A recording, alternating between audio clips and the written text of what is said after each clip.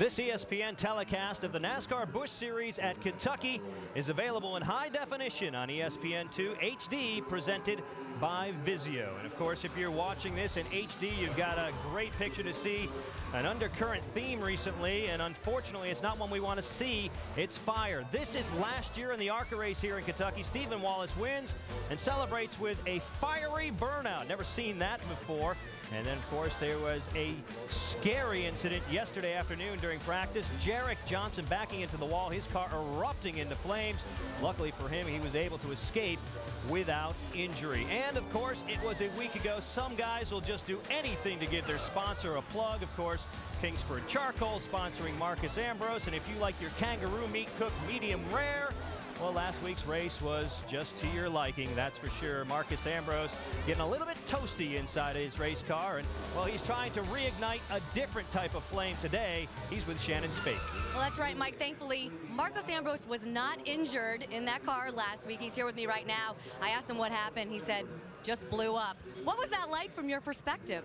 Well, when I did the Kingsford Charcoal deal, I didn't realize they wanted me to catch on fire to get TV time, but it just blew up. I mean, it threw a conrod, dropped the oil down on the head, it's caught fire. And spotters on the radio, my team owner, saying, "You're on fire, you got to get out." I said, "I know that, it's hot." There's flame and there's smoke, you know, but what an experience. The first time I've really been on fire any time, but had the presence of mind to get close to those fire trucks anyway so they could put it out quick. Now, Marcos, you've said that you're really starting to feel more comfortable in this series, and Charlotte was, in fact, you felt like you belonged. How has that confidence helped you on the track? Yeah, I mean, it's just been a really good 3 or 4 weeks for me. Feel confident it's coming together for us, and it's just exciting. You know, I feel more confident. When you got confidence, you can run better and hopefully get a win before the season's out. All right, Mike Massaro mentioned a bet that you had with one of your friends in Dover. What was that all about? Well, I had a couple of Aussie mates staying with me, and they've been watching Talladega Nights, and they said, if you finish top 5, how about getting down to your underpants and run around the track? And I said, oh, yeah, I'll try that if you want to, you know, a bit of a bet and a dare. Finished 6th, so I was 1 spot from embarrassing myself. No bets this week? Bets are off me. That's it. Once and once only. All right, Dave's with the pole sitter. Dave? That's right, Shannon. Ginn Motorsports is betting on Regan Smith again this week, but at the beginning of the week, your car wasn't even on the entry list. What did you think when everyone said, we're going Busch Series racing at Kentucky? I was happy. I like Kentucky, and we've been really strong here the past couple weeks, so Waste Management hopped on board here for this weekend. Happy to have them on the car, and Ginn Resorts is on the car each week, U.S. Army, and just looking forward to getting the Chevy up front and hopefully staying up there all night. This is your first pole of your Busch career. First time you've ever hit a bird on your qualifying laps? I think it's pretty safe to say that was the first time. Yeah, it was nearly big over there for a second. I saw them sitting there and they weren't flying away. I didn't know why they wouldn't leave. So I knew I hit one. I didn't know we hit it that bad. I had some splatter on the windshield there, but that's all part of it, I guess. I think we're supposed to have a deal with the birds, and that one didn't respond. You appear ready to win. You have the confidence of your owners. Is this team ready to win, Regan, ready to get you from the pole tonight to victory lane? I think they are. We've been strong the past few weeks, and just keep on getting better each week, and the guys at Ginn Racing keep giving me better cars each week, and Doug Randolph's doing an awesome job, and whole shop, the company as a whole, it's a lot of fun right now, and just hope to keep up front and see how things shake out. Regan Smith will lead him to the green. Birds beware, Mike. Well, they say hitting a bird is good luck. Based upon that, who's your pick tonight? I'm going with the young man out of the mountains of western North Carolina, Stephen Light. I think he gets his first win tonight. He's been awfully fast. Not a bad pick. Now, we'll find out in just a few moments who is fast. Let's go trackside now for the invocation. Because the flag still stands. Colors today are presented by the Kentucky National Guard. Please welcome Pastor John Roberts, track minister, who will lead the invocation, and Cincinnati firefighter John Winfrey, who will sing the national anthem. May we pray together. Our dear Heavenly Father, as we pause from the excitement for a moment, we want to thank you for the blessings of life. We thank you for this facility where we can enjoy this sport that we love so much. We thank you for the freedom that we enjoy in this great United States of America. And we want to pray for the men and women that risk their lives to protect this freedom. Father, we pray for a safe event tonight for all those in attendance. It's in your Son's holy and precious name we pray. Amen. Oh, say, can you see by the dawn's early light what so proudly we hailed at the twilight's last gleaming? whose broad stripes and bright stars through the perilous fight o'er the ramparts we watched were so gallantly streaming, and the rocket's red glare, the bombs bursting in air, gave proof through the night that our flag was still there. Oh, say does that star-spangled banner yet wave o'er the land of the free and the home of the brave?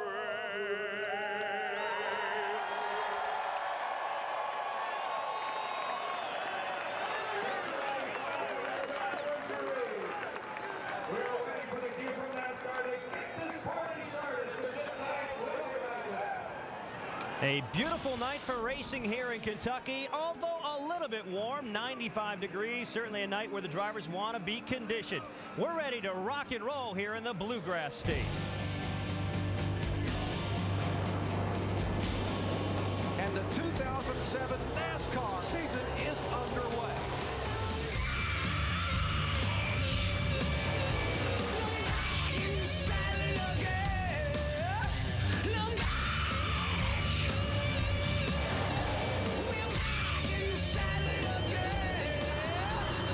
What a run by Bobby Labonte. What an effort.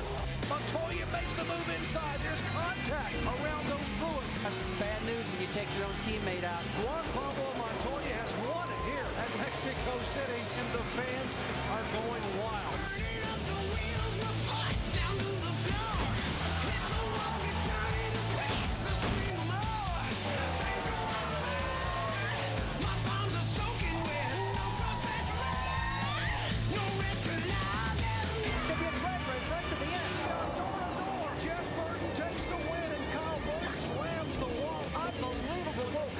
Back there between the 33 and the 12, and they keep bashing each other. Casey, what was your take on that battle? It's fun to watch. I was laying back and just seeing who was going to win on that deal.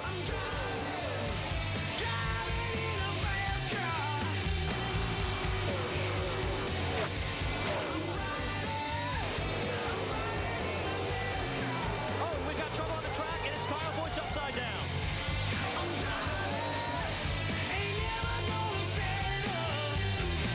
And Casey Kane will take the checkered flag.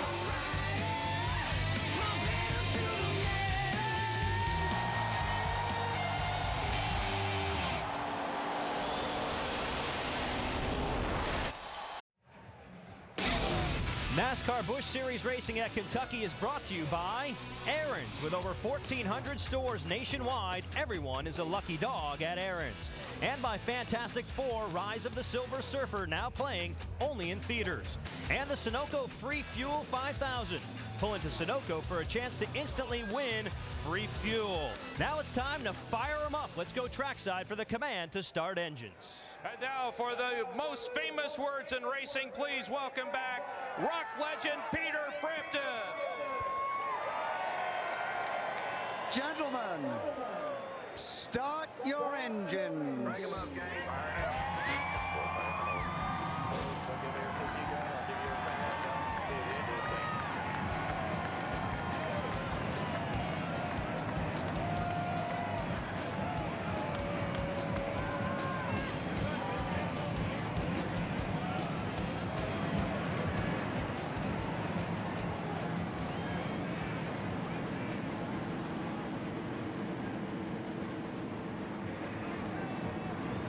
That's all from the pit studio. Thanks, guys. Let's go upstairs to Marty Reed and Rusty Wallace.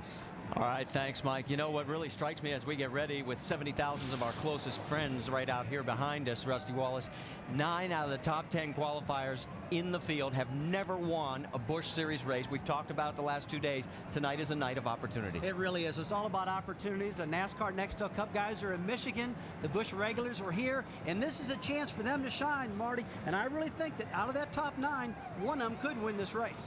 And the last 2 years, the winners come out of the top 2 rows. The only guy who's won there before is Carl Edwards.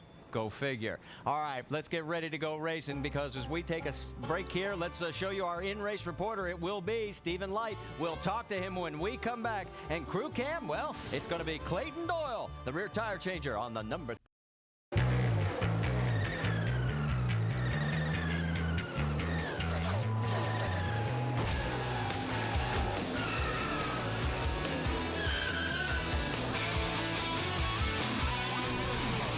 The engines have fired as the sun sets in the west of Kentucky Speedway, and the cars are pulling out onto the racetrack. And across the top of your screen, you'll see the ticker. Pick out your favorite driver. You'll notice that Regan Smith has his first career pole, our 7th different pole winner in 7 years here at Kentucky Speedway.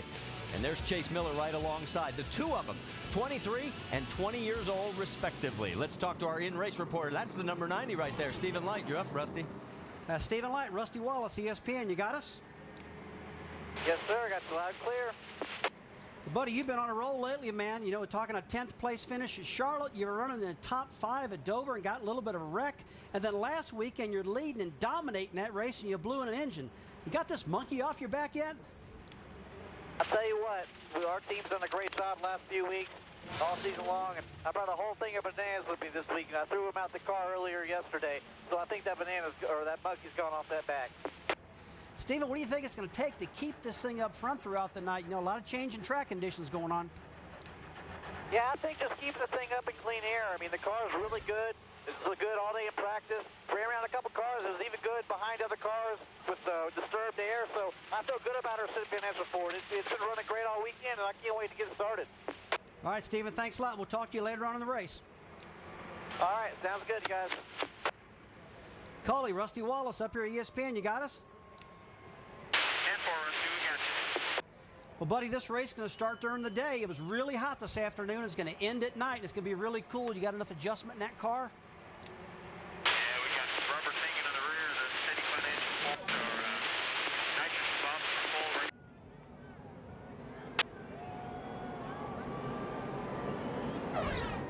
Well, obviously, we're having a little bad communication with Cully right now. I have to work on his antenna a little bit, but they had an engine problem last week. They say they've got that fixed. They're not going to have a problem with that. We'll get back with him later. Let's take a look at our other onboards. We've got a total of 8 in the field. From left to right across the top, Mike Wallace, Dave Blaney, Brad Coleman, Richard Johns, Bobby Hamilton Jr. in the middle. On the bottom, Carl Edwards, Stephen Light, our in-race reporter, and David Rudeman. So we've got a look at all of our onboard cameras. We got the ticker running on top. We probably need to check in one last time with our pit reporters. Jamie, you're up first. That's right. You know, Brad Coleman, he's the rookie, youngest in the field. Last time he competed here at Kentucky, he took home his first major stock car victory in the ARCA series. Now, after he crossed the start-finish line, he got out of his car after doing a huge burnout, and he did a bow. He did 3 bows to the audience, and he said, you know, I kind of like this. I want to do it again. So he's calling it the Brad Coleman bow, and I asked him, what are your chances of doing it again here tonight? He said, we have a great car. Look out. There you go. Let's go to Vince.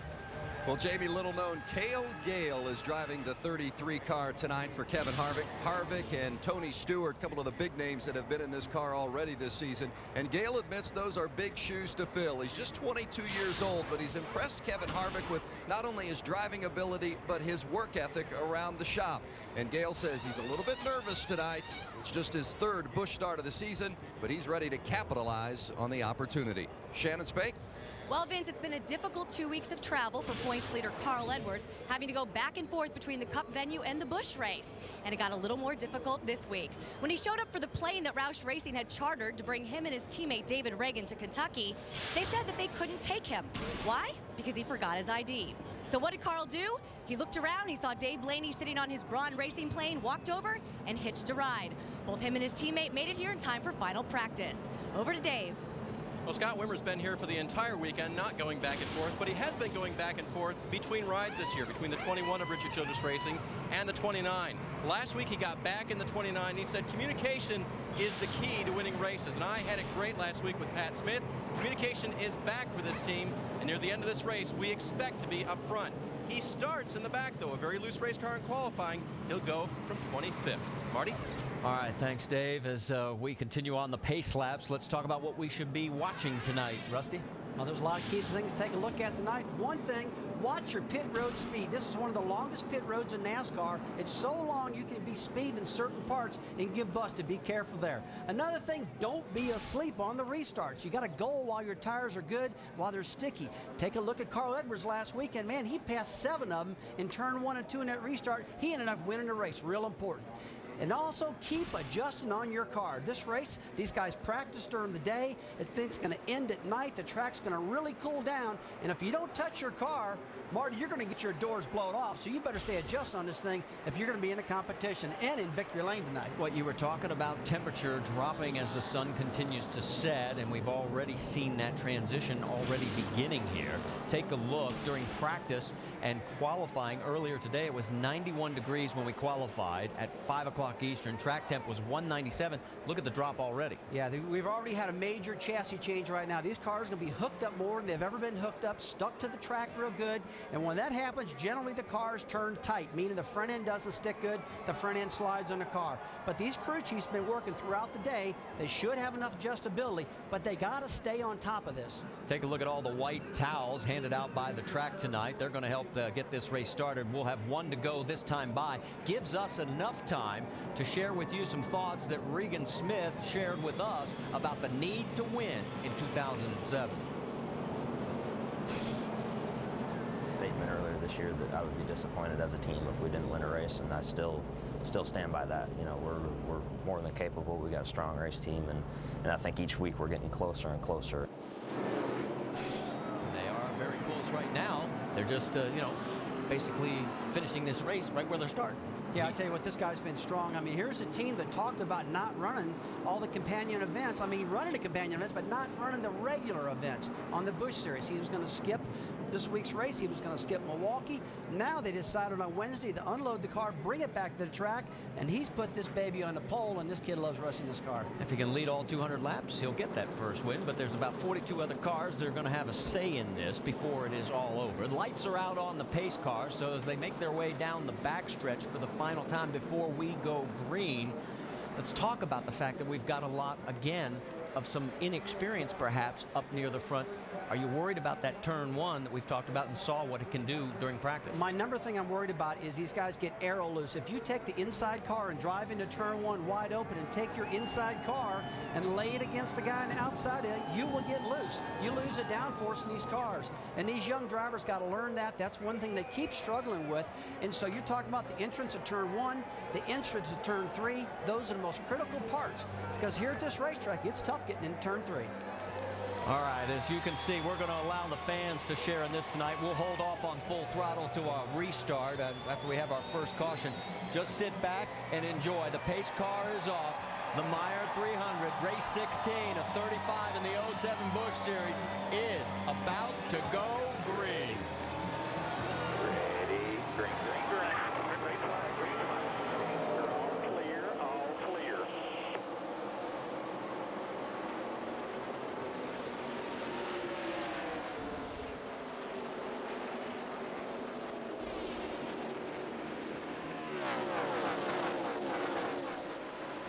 Right now, they're off the good, clean restart, no problem whatsoever.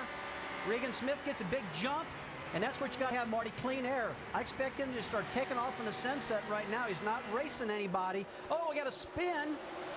Just getting ready to happen over in turn 4 to 25 car. That's Johns. Richard Johns. Richard Johns in trouble. Last thing you want to see out of a new driver. Team Renzi Motorsports, his 3rd race with the team. He is normally the engineer on the 35 car for the team. That's Bobby Hamilton Jr.'s car. And here is Richard getting himself turned around. I'm wondering if he got a little bit of help. There's not a lot of damage to the race car. We've got a replay coming up. Let's take a look. He's on the high side there in the 25. What's the last thing you want to see is 3 wide going into the start of the race. 47 car gets up and clips Kelly Byers, gets him in the left for a quarter panel. And you know, you might be able to fix this car, Marty. It's got the rear of it tore up a little bit. It's definitely not out of the race. Take one more look at it. You know, it's definitely a classic case of not giving up real estate. You know, we talked about get what you can get on these restarts, but you know, the tires weren't even up to temperature right there, and they just ran out of racing room going into turn 3.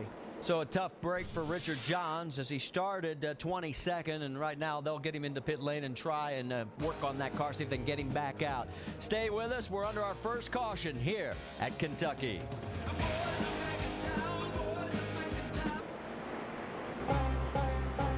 Well, we talked about the friends that we have here in Kentucky.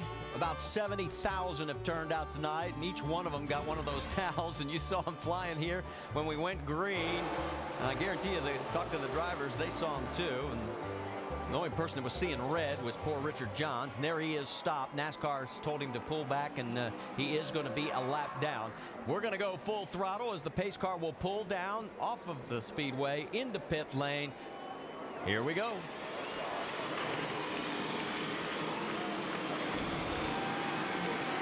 Laid back one. Ready. Ready. Clear by one. Clear all around. All clear. 3 wide. Find your rhythm, bud. Don't kill yourself here. Outside. Outside. Looking inside. Inside. 2 more. Good shape there. Clear by 2. Looking inside. Inside.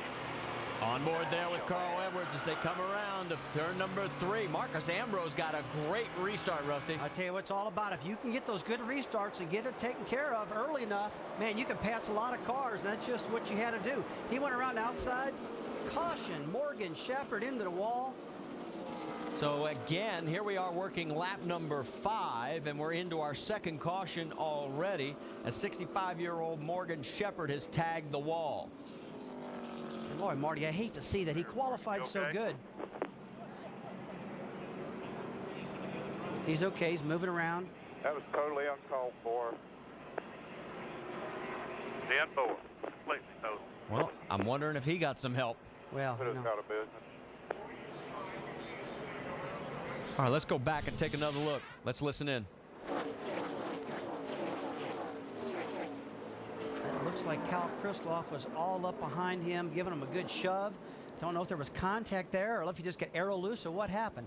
Oh, yeah, he was all over him, Marty. It's just like, I don't know if Morgan slowed down and Cal couldn't get out of the throttle quick enough or what, but there was definitely contact between Cal Kristloff and Morgan Shepherd there. And, you know, you're talking about Morgan. He's week by week, what a great competitor, and we were so happy with the way he qualified. I hate to see this for him. Well, and did you hear on the radio? He said, well, that'll put us out of business. I mean, and for them, I mean, this is serious damage. Yeah, I mean, it's not a happy guy. I mean, it's just, I feel sorry for him on that one. So the misfortune for Morgan Shepherd is now a break for that man right there, as the Aaron's Lucky Dog Pass is going to go to Richard Johns, and he will get a lap back, and he'll be back on the tail end of the lead lap. Marty, he's not out of business, that's for sure. Richard Johns, we just talked about, he got in that wreck after watching Morgan Shepherd look at his car. Morgan, great competitor, raced a lot in NASCAR Next Up in his early years, decided now to run the Busch Series, and probably this was his best qualifying. But back to Richard, he backed that thing in the wall, Marty. I believe he knocked that rear spoiler up higher, which really makes these cars handle better. So he's not out of it, that's for sure.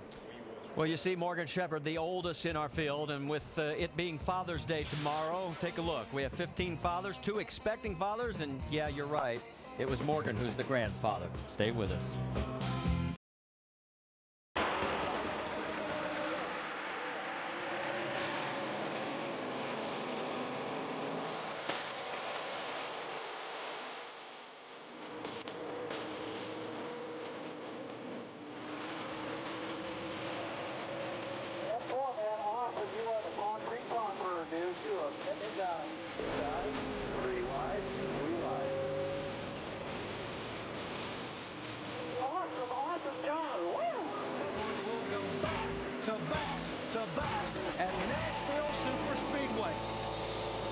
That was the scene a week ago. You heard Carl Edwards being nicknamed the Concrete Conqueror. He won 2 races in a row on concrete, but it's back to asphalt. And well, I don't know if it's back to reality. He's still running top 3, but, you know, certainly he is the guy to beat right now, riding a winning streak, Brad. Yeah, no doubt about that. But, you know, we saw Marcos Ambrose just a second ago, a great restart. And I talked to his driver coach, Robert Preslin. He talks about Marcos.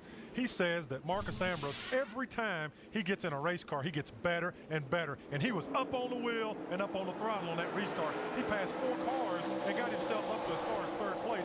That's being very aggressive and paying attention. But going back to what Robert said, he said this guy gets better and better. He's not one of those guys who disappears in the pack a couple of weeks at a time. He always is in the mix, so he's doing a great job right now. Well, we heard in the pre-race show that he made a deal with one of his buddies saying if he finishes inside the top 5, well, he's going to strip down to his underwear. And right now, well, he's running 4th, so well, he's doing a great job. We could see a strip tease here at some point later in the afternoon, later in the evening. We're getting ready for the restart now. Regan Smith, the man who started on the pole tonight, will be bringing the field again to the green. We've got off to a bit of a halting start. Only 9 laps complete of 200. Already we've seen 2 caution flags. Field now getting ready to take the green flag again. You can see the fans on their feet waving those terrible towels, waving their drivers on as we get set to see the emerald silk in the air. Regan Smith takes the field to the green.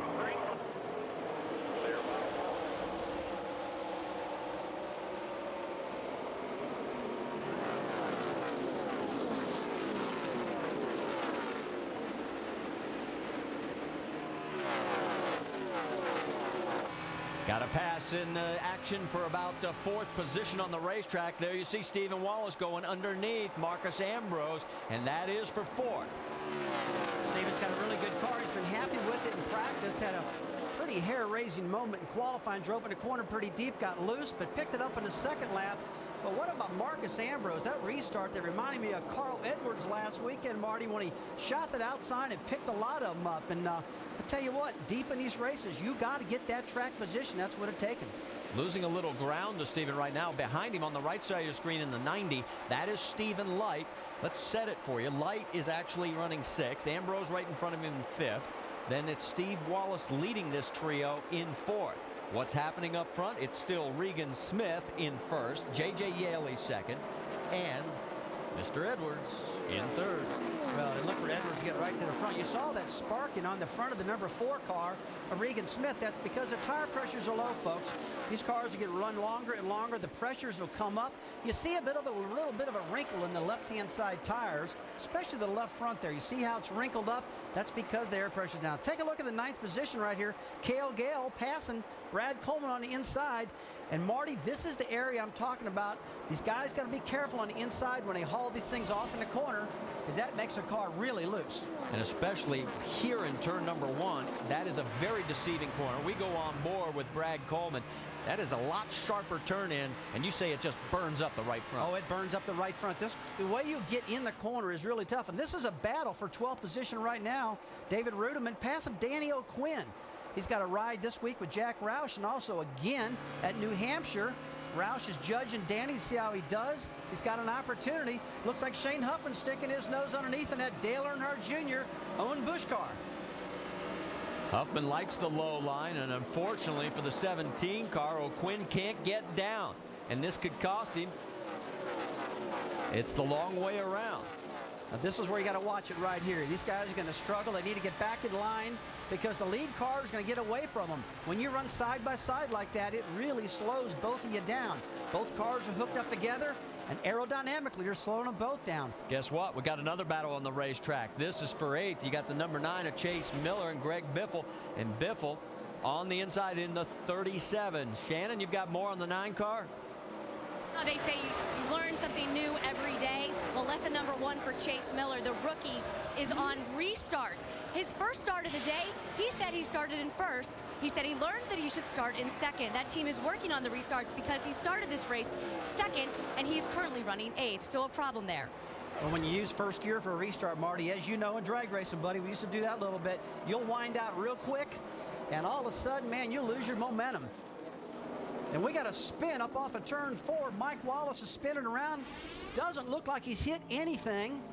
You see the cowl flaps popped open on the front of the car, relieving the pressure. That's what happens when a car spins. And Mike's back underway. We'll check for damage. One after real early, spun out. One after real early. Got another one coming. And it sounds like he just broke a transmission. You hear that noise? He come out of third gear, went back, and something went wrong with the transmission. So this is our third caution here on lap 16 of 200. Let's take another look.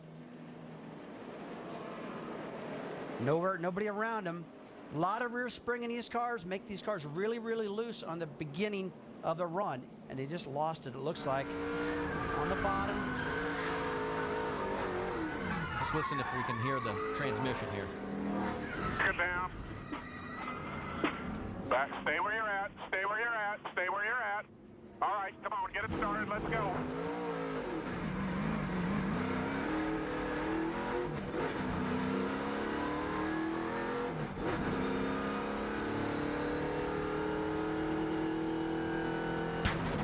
Right there.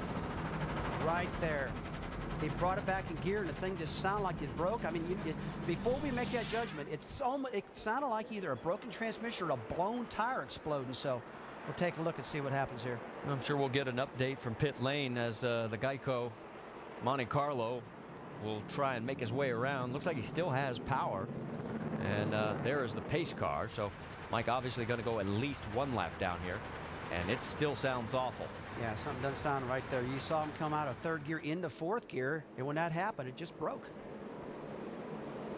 So as we are under our third caution here with only 17 of 200 complete, don't go anywhere. We'll get a lot more green flag racing in. We just got to keep everybody from turning them around.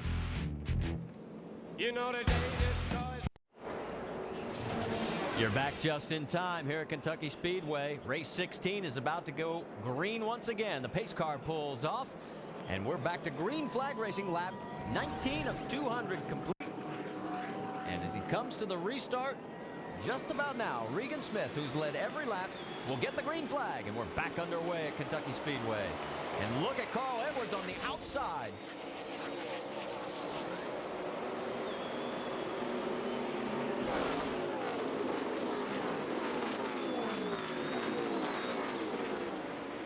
I'll tell you what, they're three wide up off of turn two. They are side by side. They are passing. Look at that.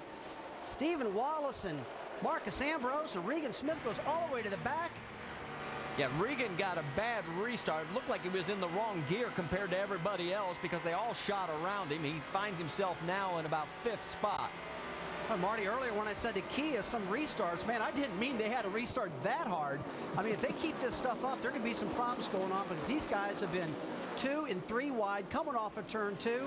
But for some of these guys, it's paying off. All right, let's reset it for you because Carl Edwards is now your new race leader.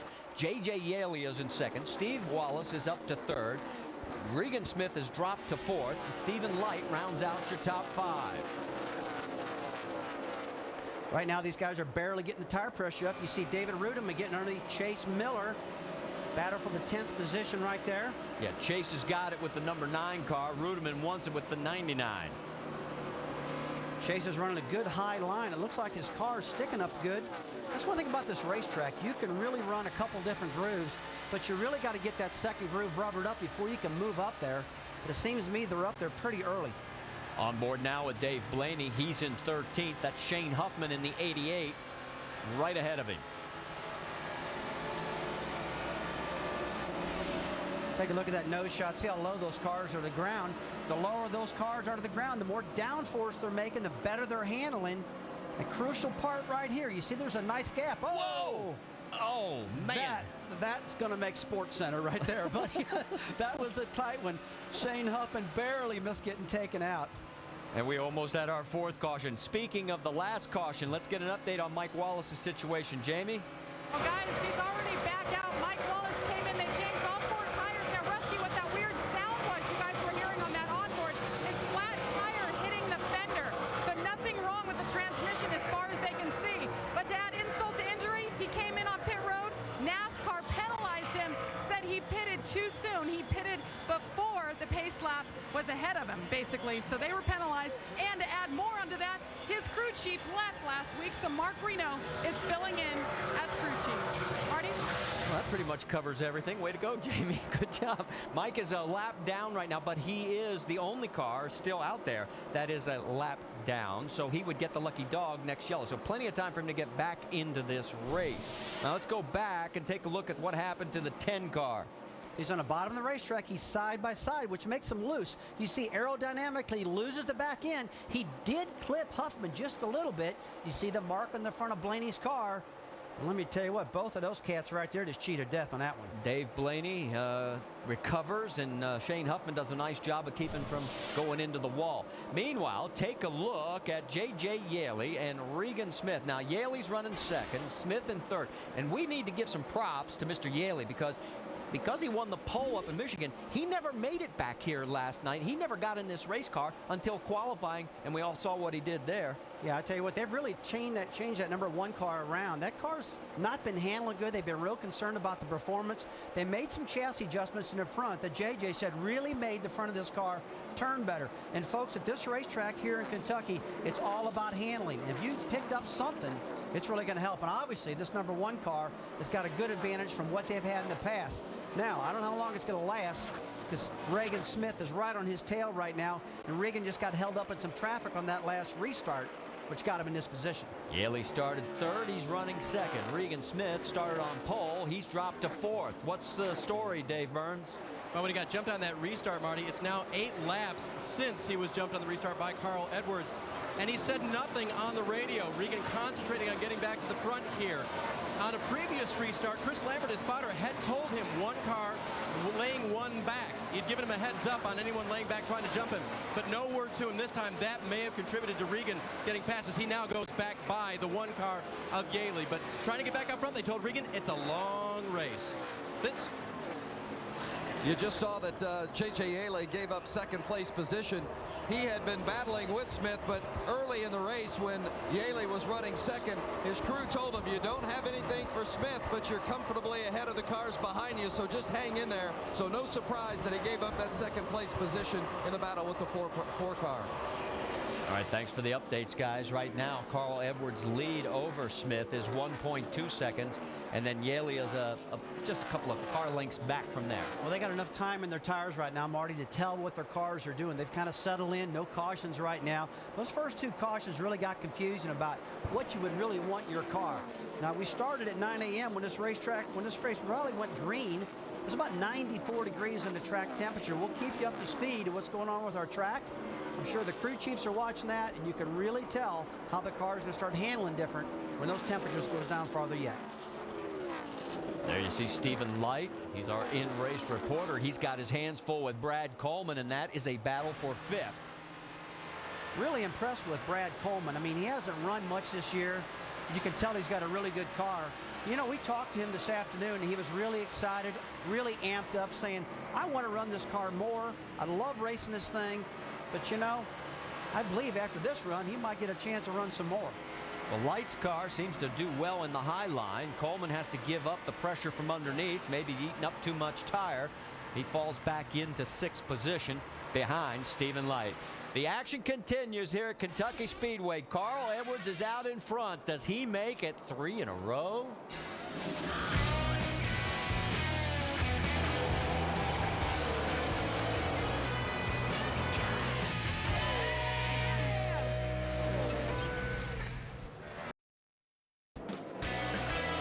Edwards, he's the guy to beat. Carl Edwards takes the victory. That is awesome. You want to talk about domination? I'm going to go back up here.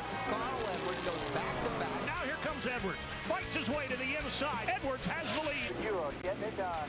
Carl Edwards will go back to back to back. His 4th win of the season at Nashville Super Speedway. Carl Edwards takes it. Man, that's awesome, guys. That means the world to me. Different week, different racetrack, pretty much the same story. Carl Edwards was leading just till moments ago when your pole sitter, Regan Smith, reclaimed the lead. And here is exactly how it happened. After Carl Edwards had led 14 laps, Regan Smith rallied back, Brad. Yeah, Regan had some troubles on the restart. He is just now making his way back up to Carl Edwards, and he's showing he's got a super strong race car. He's got that bullseye, as Rusty Wallace talked about, on the back of Carl Edwards' car. Regan's searching for him. And Regan Smith wasn't originally scheduled to be in this race. Great decision to come, apparently. Let's get up to speed, starting with Dave Burns. And Mike, that decision to come was made after a lot of pleading from crew chief Doug Randolph. He said, my knees are dirty. I begged and pleaded so much from general manager Jay Fry to bring this car here. We did it, and they're showing well. Lap 38, he repassed for the lead, and Regan's saying just a little bit about their water temperature. The car, obviously very good. Well, Dave, Carl Edwards just lost the lead. He came over the radio to his crew chief, Pierre Cartel, and said, I'm loose everywhere. Pierre said, 10-4, you're loose. They're going to make some major air pressure adjustments on that next pit stop. Now to Vince. J.J. Yaley is running third, and Yaley has had no issues with his car other than a little bit of a radio communication problem with his people in the pit lane. But otherwise, they have had a smooth run so far on the one car. He's got his best start of the season in third, and it's a good run here in the early going. Jamie? Guys, Brad Coleman, the top running rookie by a lot. His crew chief, Jason Ratcliffe, just came over the radio a couple laps ago and said, great job. You are the fastest car on the track.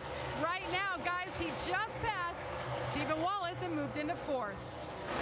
And Jamie, that is because his car is a little bit tough to drive right now. It started out edgy in Steve's opinion, a little bit wanting to spin out in the corners, but then it went to tight. Crew chief Brian Frazier suggested he change his line just a little bit. I just checked with him. I said, does that help? Not really. We're not going the right direction. Mike, back to you in the studio. And Stephen Light picks up the 6th position. There he is right on camera right now. He's trying to reel him in. Another one of those guys looking to pull off the upset victory tonight. Still a lot of racing to go here in Kentucky Speedway. Just over 150 laps remaining. Here's your race summary. We've seen 2 leaders, but a bunch of cautions. A lot of racing still to go here in Kentucky. Can we see our 7th winner in 7 races here in Kentucky? We'll find out soon. Welcome back to the Meijer 300 here at Kentucky Speedway. And after 47 of 200 laps, there's your top 5 as Regan Smith has now led 30 of those 47 laps. Started on pole. Carl Edwards was our other car up front. But Smith has now opened up a 1.5 second lead over Carl as we go on board with Brad Coleman, who's running in 4th right now. And he's tracking down J.J. Yaley right in front of him in the number 1 Miccosukee Chevrolet. I'll tell you what, Brad Coleman's really impressing me, Marty. He is running strong tonight. I mean, here's a kid that just runs part-time, and he's got a good ride with Joe Gibbs. He's proven he's worthy of it right now. He's trying to overhaul J.J. Yaley on the inside, going to the outside, going to the inside. Man, I tell you, JJ's looking in his mirror and he sees this guy all over the place. Meaning that, if I was JJ, I'd get out of the way.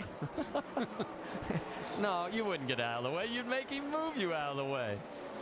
I'll tell you, that move that Brad Coleman's is doing up there reminds me of the late Dale Sr. He would get behind you, drafting at Daytona Talladega. He would go right. He would go left. He'd try to rattle your cage and move you out of the way. And that looks what Brad's doing. He must have been watching Dale back then or something. Well, this battle continues out on the racetrack as it's calmed down for the moment. They're coming up on some more lap vehicles as that's the 36 car they're approaching right now of Brent Sherman in the Big Lots Chevrolet. I'll tell you what, if they keep going the way they're going right now, we're looking at pit stops in about 15 laps. The fuel window on these cars, folks, is about 55 to 60 laps. They get about 4 to 4.5 miles per gallon. Battle for 5th. Stephen Light and Stephen Wallace, they've been going back and forth. And these 3, Marty, been screwed together for a long time. That's Marcos Ambrose in the 3rd spot there in the 59. That is also 4th position. Shannon, you've got more on this? That's right. That number 90 car, Stephen Light, has a direct relationship to David Gilliland's win last year. His crew chief, Cully Barraclaw, was a consultant on David Gilliland's team. It was his 2nd race with the team, and they went to victory lane. He's hoping to do that again tonight with Stephen Light. Well, unfortunately, he just got passed by Marcus for position, so move Ambrose up to 6, drop Light at least temporarily back to 7. Now, the weight distribution on his cars are changing a lot. The more they burn fuel out of the back, folks, the heavier the front of the car gets, and the more the cars start sliding the front end. We're looking at pit stops in probably about 14, 15 laps, and when that happens, they'll put fuel in the back, the car will be back stable, they'll have new tires, they'll run a lot faster, and then the whole process will start over again. They'll start losing that front end and slowing back down. There you see them clearing some of the lap traffic. Back on board with Stephen Light again. Now, Steven said he had a great car. Steven Light, he was really excited about it, but, you know, his car's not handling the way he wants it handled right now, Marty. He's one of the guys looking for this first pit stop to change some air pressures, a track bar, which would change the handling of the car, or maybe some wedge adjustments, something like that. So he's definitely needs some help somewhere. Ambrose is closing on Steve Wallace there, the 59, trying to eat up the 66. Now, one key thing here is to really work your lines and try to, if you're a little loose, try to work a little higher line. If you're a little tight, maybe a little lower. I mean, these guys have moved their lines all over the place. Dad, you ain't going to want to watch this. They just told me in my left ear that he may have brushed the wall. The 66, yeah, he did. Well, he does that occasionally, but I don't see any damage to the car. It looks like he went by in the right rear quarter panel. Really just scrubbed it a little bit. I'm not concerned about that. He's still got speed and still going. Dave, is he saying anything down the 66 pit? Yeah, and I think what just happened there is evidence of that as now Marcos Ambrose goes in to make the pass. Steven reported that the car is just a little bit free from the center off now, even though it's tight in the center of the corner, and that's how I got into the wall. Well, and I think, Rusty, you're right. It's not serious damage. I mean, he's going to probably lose the position here, although now he got the lap traffic in front of him. That could play a factor in this mix as well. Marty, I don't really see anything damaged at all whatsoever. You know, the tailpipes in these cars come out the right-hand side, and they're really rigid. They're bolted to the frame rail, and they stick out about 1 inch outside the car. Look at this, Brad Coleman as he battled for third alongside J.J. Yelly. Yeah, and Coleman has to give it up as he got in deep and then had to back out of it. Now he's coming back for another run. That's on the right side of your screen. On the left, you've got the lap traffic up front. That's A.J. Frank in the 56 car. That is the 66 clearing him. Here comes Ambrose around in the 59 and Light. So that's okay. Meanwhile, on the right side, we got action all over the place. We do. Now, this is where Brad Coleman, being an unexperienced driver, I mean, he's a good little driver, but he's got to be careful getting that thing in the corner. Don't get aero loose and lose the back of that car because they've been running side by side, and that type of running can lead to disaster if Brad doesn't give enough room on the side. I expect J.J. Yelly's going to run him back down, and this battle will start again. So as it stands right now, move Coleman up to third, drop Yelly to fourth. Regan Smith, meanwhile, continues to lead. The reason we haven't showed anything is he's got a 3-second lead over Carl Edwards. And this is where the real action's been, as Marcos Ambrose is in front of Stephen Wallace and Stephen Light. And look out, that's the 36 of Brent Sherman, lap traffic, as he almost gets collected. Yeah, what I was about to tell you a little while ago, Stevens' tailpipes got into the soft wall, and that's what really kept the right rear tire out of the wall. I don't see any scratches on the right rear quarter panel, but that looks like that last time he came by, that tailpipe was just scratched a little bit. And okay, let's take a look at the telemetry and take us around a lap on this. We've got the car's exterior view on the right, and we're on board on the left side. Yeah, these cars are turning about 9,300 RPMs. That's where they're, it seems like the engine builders like to run them at. A lot of, you're on the brake a little bit. You're out of the throttle down to about 6,900 RPM. Now you're seeing Stephen Light acceleration coming back up. And he's in the draft a little bit with Stephen Wallace, so that's going to get some RPMs yet. But that's only 8,500. Now, if that car had new tires on it, it was on a fresh restart, it'd be close to 9,000. So the lap time has slowed down a lot. That's the reason the RPM has come down. And there you see how close they are. Stephen Light trying to get under Wallace. And again, more traffic. That's Eric McClure in the 0 car being passed by these two. Right now, we should tell you, we have 24 cars on the lead lap. This is the battle for 6, and all of a sudden, here goes Stephen Light underneath, and it looks like he's going to clear him. You know what? I was just thinking to myself, Stephen, let that guy go by. Don't race him side by side, you know. Hey, we're early in this race, and I keep talking about aero loose, you know. Well, we're getting ready for first round of pit stops. We're at lap 61. We're projecting somewhere around 65. They're going to have to start. Yeah, they're really going to have to start thinking about this right now. 65, I'm thinking maybe 68, 69 at the most. Just watch me being wrong on this one, but I think I'll be pretty close on this. Remember, we've had 3 cautions so far for a total of 10 laps, so you can sort of double some of your mileage for every caution lap. Okay, the 90 car just reported Stephen Light. He'll be in 3 laps, so that's going to put him right at lap 65, what we predicted here. So these guys are thinking about fuel mileage. They're thinking about don't run out of gas. And Marty, the #1 thing they can't do, you see that entry cone coming in off of turn 4? That's where pit road speed starts. Now, if they come in and slide that past that thing and go too fast, that will flat ruin your day. We already got pit stops. First one to blink is our race leader, Regan Smith, as he is coming in. There's the line, and right behind him, the 27 car. That's Jason Keller. And there comes J.J. Yeley as well. So Yeley will hit his box first, so we'll send it to Vince Welch. J.J. Yeley has been running up toward the front, has not been complaining about his race car, but he has just been saying that the car has been a little bit tight. They're going to make an air pressure adjustment for Yeley and 4 tires and fuel. Dave Burns. They pushed it too far on fuel mileage for Regan Smith. His car will barely make it to his pit stall. Coasting down pit road, the motor not fired up at this point. The crew are going to have to go and fill it with fuel. He will pass Stephen Wallace, who's in just behind him. Wallace on pit road now. But after they fuel Regan's car, they will either put a squirt bottle through the front of that hood or spray ether into the cowl area to try to get it refired as they make their change now. Jamie, the 10 of Dave Blaney is in as your leader coming in struggles. Dave Blaney started 18th. He was all the way up to 8th when he came in. He's been quiet on the radio. He said he's just a little bit tight in the center. They're going to do 4 tires, full fuel. Dave Blaney racing here in Kentucky for the first time, even though he's logged hundreds of miles. Let's go back to Dave. And Jamie, the 4 is still on pit road. Regan has not been able to fire that car. Now they're spraying ether into the cowl. The team will try to push him forward, but this is not easy to do. He will throw it into gear and try to get it started, but he has lost laps on pit road, and finally the 4 lurches. No, he doesn't get it done. The 4 still on pit road. It's all going south for Regan Smith. Shannon. Well, the 90 of Stephen Light is having trouble getting through the center off and can't get through the middle. They're going to do a half-pound in the right front. They're going to add rubber to the right rear, 4 tires and fuel. And there he goes. All right, thanks, Shannon. And meanwhile, Regan Smith still sits at pit exit. He had the first pit stall, and you're on board on the right side, and you look over to the left, and there Regan is just getting underway. Let's check in now with Jamie. And that's Daniel Quinn in the 17. Guys, Drew Blickendorfer, his crew chief, told us earlier the orders for Daniel Quinn, last year's Rookie of the Year, is to go for it. We don't want you to just finish. We want you to go out there and prove how good you are. Run with these guys. And it's a good stop for Daniel Quinn. Let's go to Shannon. Carl Edwards is pulling his car down. He's going to pull it into the pit stop. He's about 10 away. His guys are on the wall ready to service that car. He's saying it's a little bit loose, so they're only going to give him an air pressure adjustment. They're going to give him some water, hand that through. Carl Edwards is going to try to get back up front with the struggles that Regan Smith had on pit road. Looks good.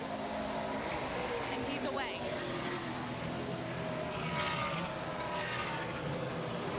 And Brad Coleman is in the box, the top running rookie all night so far. He started 7th all the way up to 3rd position. No adjustments. He said this car is good. He told us earlier today, watch out, and he's off. Let's go to this. The 59 of Marcos Ambrose has been wicked loose through most of the first part of this run, but just in the late stages of the run, Ambrose said the car was starting to come to him, but they were going to put a turn in the right rear, 4 tires and fuel. But the 59 car, and the Ambrose, the Australian, 2nd in rookie points, likes his car in the late stages of that first stint. And not everybody has made pit stops. As you see, the 47 right there is Kelly Byers. He is your new race leader, started 26th, and he is working lap 69 of 200, so somebody's getting some excellent fuel mileage. Well, he was in the pits early. He came down pit road a couple times and topped it off, Marty, so he's a little more fuel. 17 car coming back down pit road, left with the gas can stuck in the car. NASCAR is bringing it back down for a penalty. There it is, Jamie. Marty, I'll tell you what, it's a flashback to Mexico with Juan Pablo Montoya. That catch can was stuck in the back of the car. He got away with it. He came in and stopped the crew. Devastated right now as Daniel Quinn is out. All right, while all this has been going on, you're probably asking, okay, how many laps down is Regan Smith, our pole sitter? It's 3, folks. That's what it cost him, running out of fuel and then having trouble refiring. So 3 laps in arrears. And there's Kelly Byers still out in front. Stremme, David Stremme's in 2nd. He still has to stop. So does 3rd place Jason Leffler. That's the top 3 here. And And we're cycling through green flag pit stops. A number of leaders have hit pit road, but heartbreak hit Regan Smith after leading more laps in this race than he led in his first 100 races of his career, I should say. He has a problem on pit road, runs out of fuel, cannot refire it, Brad Doherty. Yeah. How much of a heartbreak do you think it's this is? got to be. I mean, Regan Smith was just the class of the field thus far. He had a great hot rod, as Rusty Wallace would say. He was literally flying. Right now, 3 laps down, I just don't think you can make that back up. He may have cost himself the race. And it may be difficult for some people to understand why it's so difficult to refire an engine after it drains dry. And to explain that is Tim Brewer with our Chevy Cutaway car. Thanks, Mike. The problem you have when you run the thing completely out of fuel, you have no fuel in the accelerator pumps, which are here, and on the back of the secondaries, you have nothing there. So what they're going to do, they're going to spray ether down through here. It's going to come through the air cleaner, come down through the engine. You need to have the engine spinning over when it does that, because ether is really explosive, and when it hits that thing, it'll rattle those valves really hard. But you have to put something in there that'll fire the engine to get the fuel pump turning, to pump the fuel back to the carburetor to keep the engine running. Back up to you, Marty. Great explanation, Tim. For more on refiring, log on to ESPN.com. Your search word is know-how. I'll tell you what, we're taking a look at those pit stops. Carl Edwards, I was talking to his guys before the race, and they were giving me an idea of how far they could run. It looks like Carl and Brad Coleman ran the very farthest in this deal, getting a lot of fuel mileage out of those cars, and that was an incredible length that they run in those cars. So I'm estimating right now about lap 123, 125 that we head back down pit road to do this thing again. Well, and Kelly Byers got the best fuel mileage in the 47. Todd Cleaver is your current race leader. He's now pulled off. Shannon? Well, Todd Cleaver in that backup car, he wrecked his primary in the first practice. He's going to get 2 rounds of wedge in the right rear, 4 tires and fuel. Looks like a pretty routine stop, and the battle on the left side of your screen is now for the race lead. Carl Edwards back in front of the 18 of Brad Coleman as we're working lap 79. And we didn't get a chance to finish. Kelly Byers actually got the best fuel economy, 69 laps of racing before he made his pit stop. So, and the other good news, we can tell you, Regan Smith fans, once all those pit stops cycled through, Regan's only 2 laps down, not 3. Still not great, but it's better than nothing. Well, I tell you, the guy we need to give a hand to is Brad Coleman. I mean, he's up there battling with Carl Edwards side by side, and Brad made his pit stop. He's got his tires, he's got his fuel, and so does Carl Edwards. And I'll tell you, this kid has been flying all night long. I'm really, really impressed with Brad Coleman, the good job he's been doing throughout the night. Let's set the top 5 for you as you look at Brad Coleman. He's in second place behind the 60 there of Carl Edwards. Edwards, of course, going for his 3rd win in a row and 5th of the year. In 3rd, it's J.J. Yaley.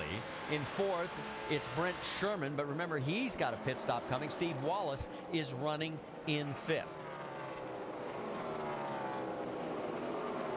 Now, this is the point of the race where they made their first stops. They've told their crew chiefs what the car is doing in the first run, and they're making some adjustments right now to fix those problems. On top of that, though, they got to be working on these changing track conditions. This track's going to cool down, so really they need to kind of double up on their adjustments.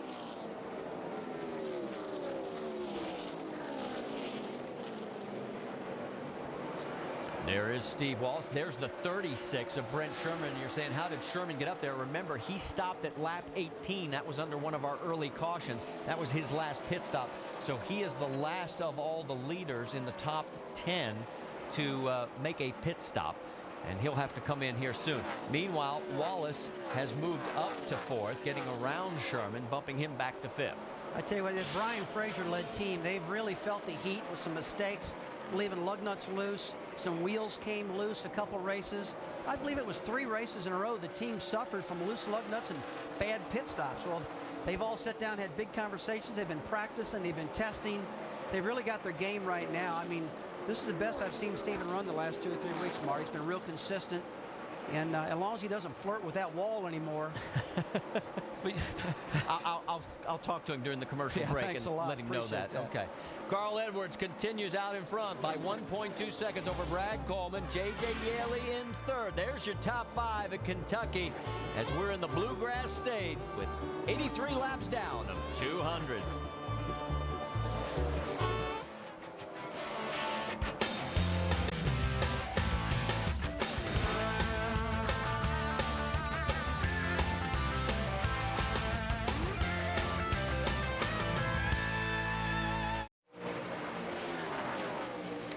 Here's a look at the Castrol GTX lap leaders after 90 laps tonight. Regan Smith at the top of the board, but he's got some catching up to do after a problem on pit road. He's led 45 laps, and Carl Edwards has led 30. Keep in mind, back in 2005, he led 150 laps in this race, in trouble on the racetrack. And we've got a crash, and it is the 17 of Danny O'Quinn into the wall. Right at turn 2, a lot of damage on the left front, the left rear. 10-4, looked like they crowded you down a little bit there, bud. So this comes out on the caution comes out on lap 91. Take another look. All right, that was what I was talking about, the aero loose. When those guys get that close, Marty, you lose the downforce of the inside air of the car. That's a classic aero loose, I call it. He spun because of the looseness. That was it. Now, this is not a good thing for Danny. He looks like he got loose, lost the front end, come up in the side of Richard Johns, and party was over at that point. Jack Roush has got him driving the 17 car that Matt Kenseth usually drives here at this track. He's scheduled to be in New Hampshire, and now he needs to have a good run in New Hampshire to have Jack feeling pretty good about what he's doing. And he's already headed to the garage area, and now he's heading over to another side of the garage. So we'll see if anybody's going to pit here on lap 91. We're not even to halfway, and we're into our 4th caution. I would say they would hit pit road. I mean, they've been close to their 27 laps into a run, and this pit would probably get these guys back in sequence with everybody. And it looks like Carl Edwards is going to be taking it. So is Brad Coleman and J.J. Yeley. Let's bring in Jamie Little up first. Well, that caution was just in time for Brad Coleman. He has been screaming on the radio saying his car is so loose, swearing that his team made adjustments last time. They said, no, Brad, do your job, stay out. And they're going to make some a track bar adjustment, go down, tighten them up, 4 tires and fuel. Let's go to Vince. J.J. Yeley in the 1 car taking on 4 tires. Yeley said he felt like maybe he had a right front going down. They said they didn't think so, but they wanted to replace it. And fuel as well for Yeley. Let's go to Shannon Spake. Well, Vince, Carl Edwards is in his pit stall. He says the car's a little bit loose. Pierre Cattell said, you want me to go down on the track bar? He said, no, man, just an air pressure adjustment. Just trying to tighten that car up a little bit. Dave? Biggest complaint for Steve Wallace, just a little bit tight. They removed a spring rubber from the left rear. That should help. 4 tire change. He races off pit road. And you notice where it was Carl Edwards getting off of pit lane first. We'll update everybody after this round of stops. But there you see, there is Brad Coleman in the 2nd spot. Looked like Steve Wallace got out in front of J.J. Yeley. We're on board with Brad Coleman as we head to commercial break. Take a look at the action from Clayton Doyle's point of view. He's the rear tire changer for Jason Leffler. Just that fast. Tires off, tire on. Join a revolving cast of NASCAR insiders as they provide the latest news and information on your favorite drivers and teams, interviews with the biggest names in the sport, analysis, opinion, and debates. NASCAR Now, the daily destination for racing fans on ESPN2 tomorrow at 10 a.m. Eastern, presented by Mobile One. We're under our 4th caution here. Let's get caught up with our in-race reporter, Stephen Light. Stephen, Rusty Wallace, ESPN, you got us? Stephen, Rusty Wallace, ESPN, you got us? Yes, sir. Go ahead. Yeah, we had a lot of cautions earlier in the event. And how long did it take for you to settle in? And what was that car doing anyway for you? Well, the whole run there, I found out my car's been tight in the middle corner, a little bit loose behind other cars getting in the corner. So kind of having to take it easy on entry and make sure I get the thing turning in the middle of the corner. Was right about here. Otherwise, I'd push up to the wall and I got to get back out of the throttle. So City Ford was right down pit road, worked on it. So hopefully there's a couple of adjustments we made will make it better. Stephen, does the racetrack have a second groove right now? Can you run too wide here and run up top and get a lot of momentum for that Ford? You know, the more we run, obviously, the more we'll go up there, and the more rubber we lay down, the more grip we'll get. So it's probably a lane and a half of grooves right now, but as the race goes on, here's probably another 50 laps, we'll be able to run at least 2 grooves wide. And if your car is good enough, you can go up top and be better than you are on the bottom. Just depends on how your car is working. All right, Stephen, thanks a lot, buddy. Yeah, thank you. Coley, Rusty Wallace, ESPN, you got us? 10-4, Rusty. Yeah, Stephen told you the problems he had. What did you learn out of that last session? What type of changes did you make to get that car to his liking?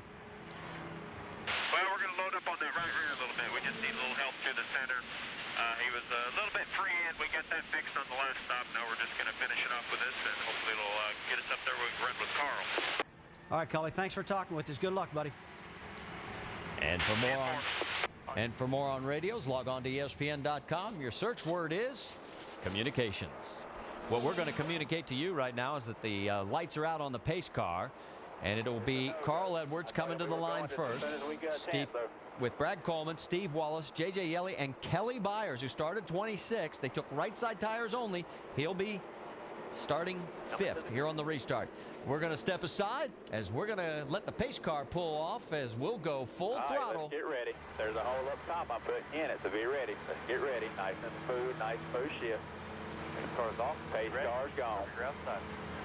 Ready. Ready. Ready. Ready. Ready. Ready. Ready. Green, green, green. Attaway, bud, attaway. Working outside. Still there, barely. Outside, so come on. Outside, outside. Clear high. Go right with you. Take it low. Right up, buddy. Clear high. You want it, man. Clear by 1. 6 max. 9 side by 2 wide. 2 wide, you're on the bottom. Clear the 30. All I can tell you, folks, if you saw the restart, Dad just had a heart attack because Steve made a heck of a move. He's moved all the way up into 2nd place. He's got Brad Coleman and J.J. Yeley right now on his back bumper. Let's take you back to this. This was fun. Well, at least for me. Oh, man, I'll tell you what. He flew down to that turn 1. He tried an attempt on the outside of Coleman. Brad got a good restart. He tucked back in, and then he had some momentum going on. He went to Todd Cleaver, overhauled him, went down 3 wide. And I went, that's when my heart stopped. But he stayed in the throttle, barely missed Mike, dented his left front fender and stayed in the throttle. Now look. And we've got a crash as we come back on track. That's Bobby Hamilton Jr. as he has smashed the rear half of his car. This is all happening down in turns 3 and 4. You all right? Also involved is A.J. Frank in the 56. So we now have our 5th caution as we had just gone back to green flag racing. And you're on board with Bobby as the wheel is coming off. He knows the day is done. That's the last thing I saw see happen. We talked about Bobby Hamilton being one of the regulars that could probably get the job done here. And he just went 3 wide trying to get along the outside of the 56 car and just ran out of room. Classic case. What we saw earlier in the event, first couple laps, matter of fact. So we go on board with Bobby Hamilton. Just listen in.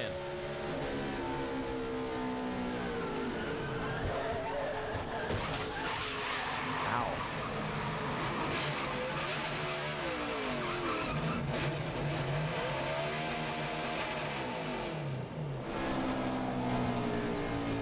Go on board here. That is Dave Blaney. He gets around it very easily.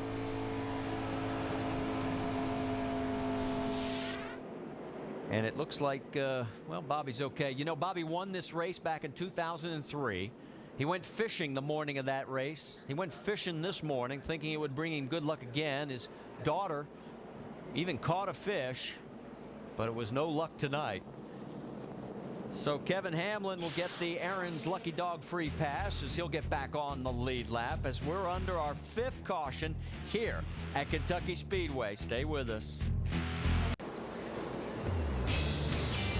Let's take a look now at our race highlights in our Holiday Inn race rundown. We begin with a very stellar and emotional opening. The fans coming out in droves here at Kentucky Speedway. Seen many lead changes. This is one of them on lap 38. Regan Smith bypassing Stephen Lightlock. Excuse me, that's Carl Edwards. Regan Smith's day did get a little bit sour though.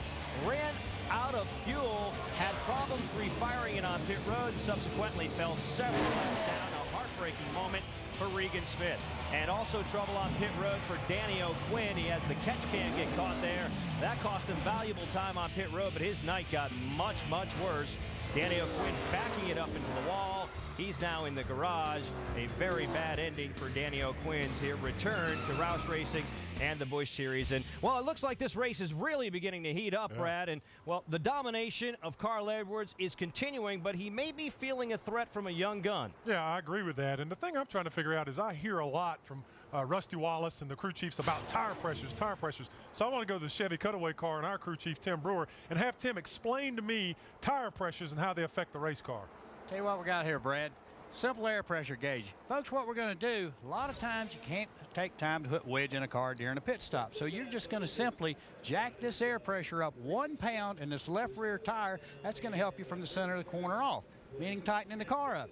Now, if you're loose on entry, we're going to go over to the right front corner, put 1 pound of pressure in that tire over there, and it's going to help you get down in the corner. Tighten the car up, getting in as well as from the center off. And 1 pound air pressure is equivalent to about 60 pounds of spring rate as far as the tire is concerned. So that's a pretty significant change. Back upstairs. Wow.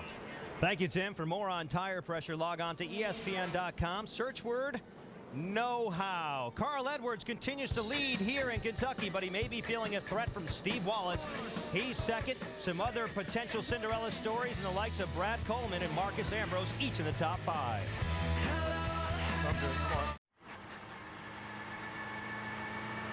Welcome back to Kentucky Speedway. There are 7 Nextel Cup full-time drivers in the field, but that really is only a fraction of what we're used to seeing in these Busch Series events. And with that said, Brad Doherty, it seems like it's really opened up the doors for some of these Busch-only drivers to really capitalize. Look at some of these names running very strong tonight. Stephen Wallace second, Brad Coleman fourth, Marcos Ambrose fifth. What stands out in your mind? Well, it's a lot of fun watching these young guys have an opportunity to get up and run up front and get their name in the spotlight. Every weekend we have the Cup guys who dominate the front part of the racetrack. So this is great to see Stephen Wallace running second, keeping those fenders clean. Marcos Ambrose, Brad Coleman, what a great run for him. This is exciting for me. Stephen Light coming on strong. These are the young men we want to see racing and being competitive week in and week out, and here they are. And it's a stretch of the schedule. We saw Nashville last week, Kentucky this week, Milwaukee next week, where these young guns can really capitalize. One of them is Marcos Ambrose. He knows without the Nextel Cup regulars here in droves, it's make it or break it time.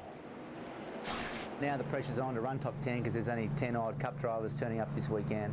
But, you know, forget about the competition. For me, it's a personal battle. Can I tune myself in, tune the car in to run this track as fast as we can? That's the secret. If you can do that part well, you're going to beat guys, whether they're Cup drivers or Busch regulars. It doesn't really matter. We're just past the halfway point, 104 laps now complete. Marcos Ambrose in the 5th spot. Your leader, though, really trying to be the bad guy, if you will. He's a Nextel Cup regular, but he's a Busch regular, too. That's Carl Edwards looking for his 3rd consecutive victory. He's the guy who will lead the field to the green. They're double file now coming down to the stripe. You can see the fans once again waving those terrible towels. And Carl Edwards on the accelerator. He gets the jump heading down through the trial hole into turn 1.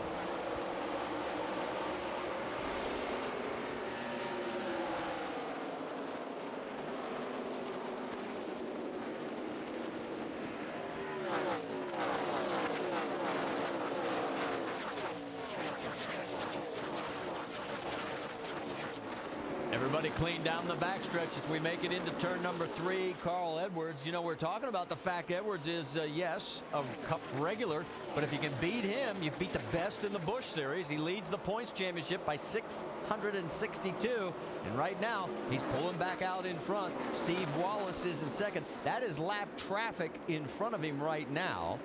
The 37 is Greg Biffle.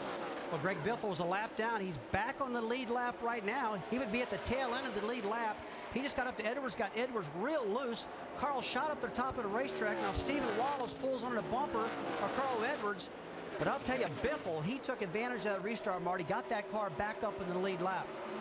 All right, as we've talked about it all weekend long, the opportunity is now here, square in the lap of your son, Rusty, Steve Wallace, closing down on the 60 of Carl Edwards. And the two of them are trying to check out from 3rd place, J.J. Yaley. He's a full 2.5 seconds behind. Well, right now, a lot of these guys have made many pit stops. They know what their car is doing. They're adjusting. And hopefully, if you're keeping up, let's take a look at this battle. It's just Stephen Light just got past Marcos Ambrose. You see Brad Coleman. Now look, the Holiday Inn car is Scott Wimmer coming in the picture, Marty. This is a guy I've been waiting for. He's got a good car, but he qualified really bad. And right now, that is all for position on the racetrack, including the 22 of Mike Bliss. Bliss has not been a factor all night long. He's on the far right-hand part of your screen. He is running in 9th right now. He just got around Kelly Byers there in the 47. Byers is that rounds out the top 10. Tell you what, I'm really liking the way the track drives. You see him running side by side. They get a lot of momentum off that turn 4. You see him come down to the tribal now. Scott Wimmer looking underneath Brad Coleman. Again, Wimmer had a bad qualifying run, started way in the back. Let's get more on the 29 car from Dave Burns. And Scott Wimmer told us that we shouldn't be worried if he isn't much of a factor. Oh, he gets into contact right there with Brad Coleman trying to make that pass. That may be a factor, crinkling his right front fender. But he said, don't worry about me early on, and he wasn't a factor for sure. He said, late in the race, we're making adjustments so we can come on at the end and hopefully, finally, win one of these things. As now he goes by Coleman. And we're looking from the onboard, Dave, and don't see any tire rub. No smoke. No, he kind of got out of Dodge pretty clean on that one right there. He got loose, got up in the side of Brad Coleman, and just sideswiped him. Basically, a good flat hit, Marty, and I don't see any smoke out of the right front. The air dam on the front of the car, which is very, very important for downforce, looks like it's still out there, so haven't seen him slow down much. Now, if you look at the very bottom of that right front fender, folks, you like to have that thing out a little bit farther for downforce. It looked like it got knocked in maybe 2 inches. Looking at it, he's going to lose some downforce over that, but not a lot. Let's take a look at this again. You know, I tell you what, it looks like Wimmer just came up in this left rear quarter panel of the 18 of Brad Coleman, and could have been losing a front end. A lot of times off that turn 2, you get a big push. That caused the front end to slide. And that second car, the blue and yellow 22, had the best view of it. As there you can see, that's Todd Cleaver getting past. Cleaver is not running on the lead lap right now. Let's get more on the 22 of Mike Bliss from Dave Burns. And they have recovered from adversity early on, Marty. On the green flag pit stop era, they came down pit road and ran out of fuel as well, but they were able to get that car refired. And on the last run, just a little bit tight. This pit stop, just a slight air pressure adjustment, and Bliss is happy with that car. Carlos Contreras got in that car early this weekend. Mike made the trip back from Michigan and practiced the car in final practice and qualified. So Bliss trying to turn the disaster of not qualifying up north into success down here, and so far coming back strong as he gets around some of the other traffic. Right in front of him, though, is his next target. That's Scott Wimmer. And Scott talked to us about driving in these standalone Busch races. We've seen the last couple weekends guys that normally aren't in the top 5 or top 10 are up there competing. And, you know, it just is a little less pressure. When you're racing with the Cup guys, they're all out. They're not racing for points. They're racing for wins. They're racing there to get more information for Sunday's race. And right now he's racing for a win, and Wimmer's got to find, well, about 7 more guys in front of him that he's got to pass because he's running in the 8th spot. While this continues out on the racetrack, the night is over for Bobby Hamilton Jr. And Jamie, you've caught up with him? I sure have. You know, he started out today fishing, as we talked about, with his daughter, but tonight he cannot catch a break. And your first DNF of the season, Bobby, what happened? We were trying to go by one of the lap cars. I think it's 56. I think it was like 2 or 3 laps down. And he said he lifted, but I heard the motor. That's why I knew I was wrecked before we got in the corner. But when I got him in there, he was telling me he lifted off the gas or whatever. But I guess there's a reason why they're 3 laps down. So I mean, there's going to be another time when he's off the pace and I'm not. But, you know, McDonald Ford was good. We didn't get a chance to get up there yet, but we were coming. We were getting all of our stuff. We started out real tight. We started making changes. But, you know, we didn't need some points, but it's still a long year. So we'll get our stuff and go to Milwaukee. I like that place. Killed a good car. But, you know, we got a couple more at the shop that I really like. So we'll go on and pack up from here and try to regroup.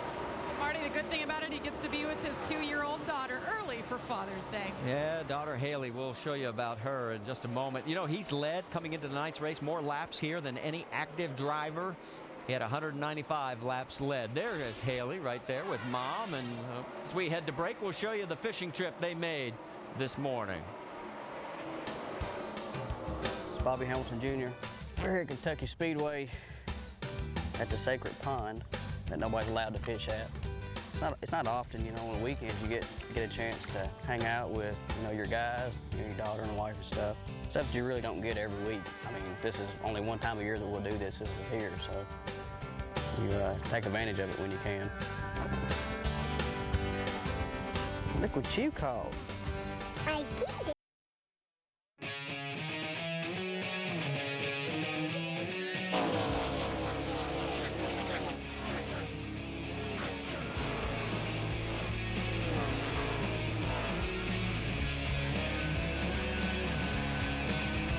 Back in Kentucky, the land of horse racing, and tonight, horsepower, and the horse that's galloped away, you're looking at him, Carl Edwards.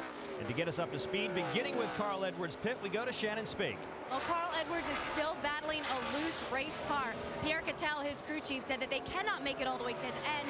They're probably going to come in and pit around lap 166. At that time, they'll give him an air pressure adjustment and a wedge adjustment. Dave. Shannon, we showed that video of Steve Wallace on a restart making his way through. They talked about that move afterward between Steven and the crew. Great job on that restart, man. They're showing that on the TV there. That was pretty impressive. Yeah, I'm looking fan stuff. Yeah, I had to wait to see where he's going to go. I had no idea. Neither did I. All righty then. Made it. That's all that matters, right? Head 4. He made the right move. They tagged it by saying, we can win this race, and Steve said, I will drive my butt off to do it. Vince. David Rudeman is running third. He started 14th, and on that last restart, he was 6th, but immediately picked up 3 positions. He had been complaining about the car being too tight all night, but after that last stop, he said it's much freer now. Crew Chief Jerry Baxter said, good, we're on the other side of it now. We know how the car is going to react. But David just came on the radio a moment ago and said, we're tight again. Shannon? Well, Vince, Stephen Light has been running in the top 10 all night long. He's still a little tight. Now, this is a car that has had 3 DNFs in the last 6 races. He was running up front last week when he broke a valve. It was a fast car last week. He said this car is even faster. Vince? J.J. Yaley continues to have a good weekend. He's in the 1 car, running 5th. He's been in the top 5 all night after starting 3rd. Remember, he's on the pole for the Nextel Cup race tomorrow. Yaley has not been commenting on the car. They've been giving him lap times each time by. And guys, if there's no complaining, that usually is good news. Mike? Here's a look at our Castrol GTX lap leaders. After 127 of the 200 laps, Carl Edwards has led 68 laps. He's looking for his 3rd consecutive victory. Can it come tonight, or can somebody spoil? This telecast of the NASCAR Busch Series at Kentucky, available on ESPN2 HD, presented by Vizio. And as we take a look at Stephen Wallace, who's currently running in 2nd place, this was May of 2006 when he won the ARCA race here and made a little history because he did the best burnout that anybody's ever seen. He caught the grass on fire. Marty, that's asphalt he caught on fire right there. That was unbelievable burnout. And right now he's having a great run, but he's got Regan Smith on his tail. Regan's 2 laps down, and I kind of wish that Stephen just let him go.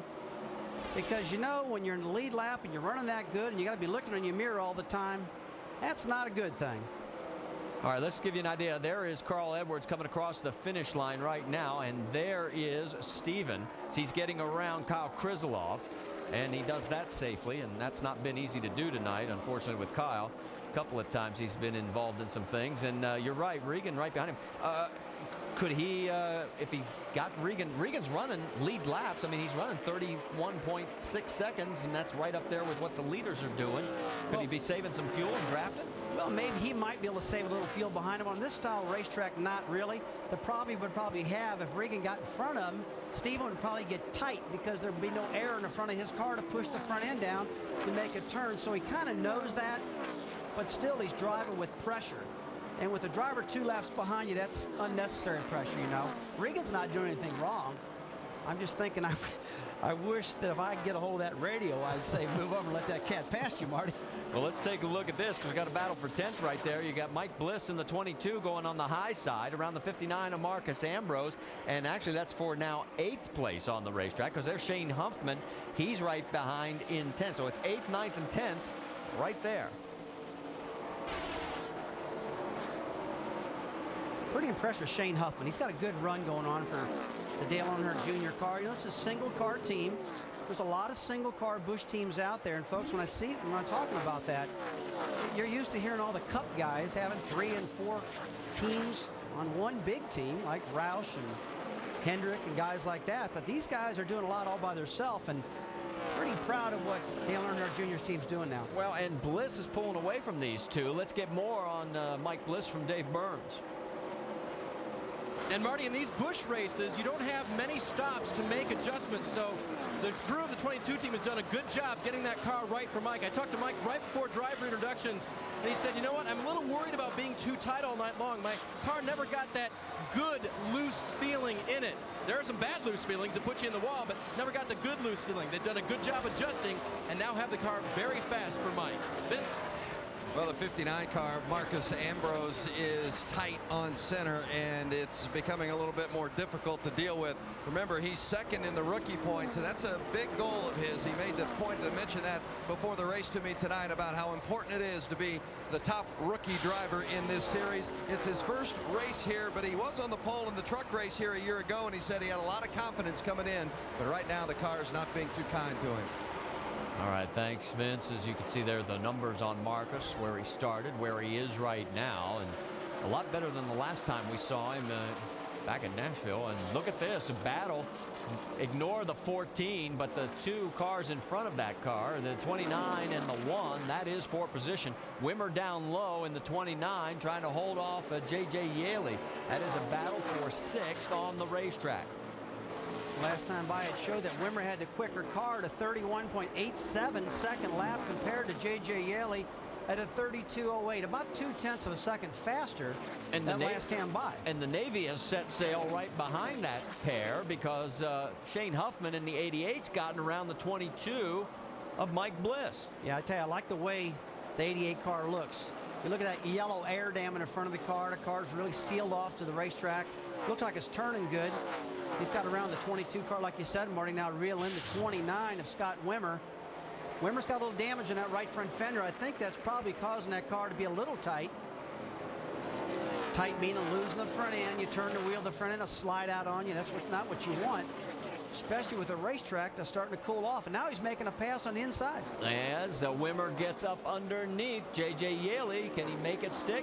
Find out from Dave Burns while this is going on. Yeah, it's still going on, isn't it, Marty? Side by side through turns 1 and 2 as they come up on the slower car of Eric McClure right now.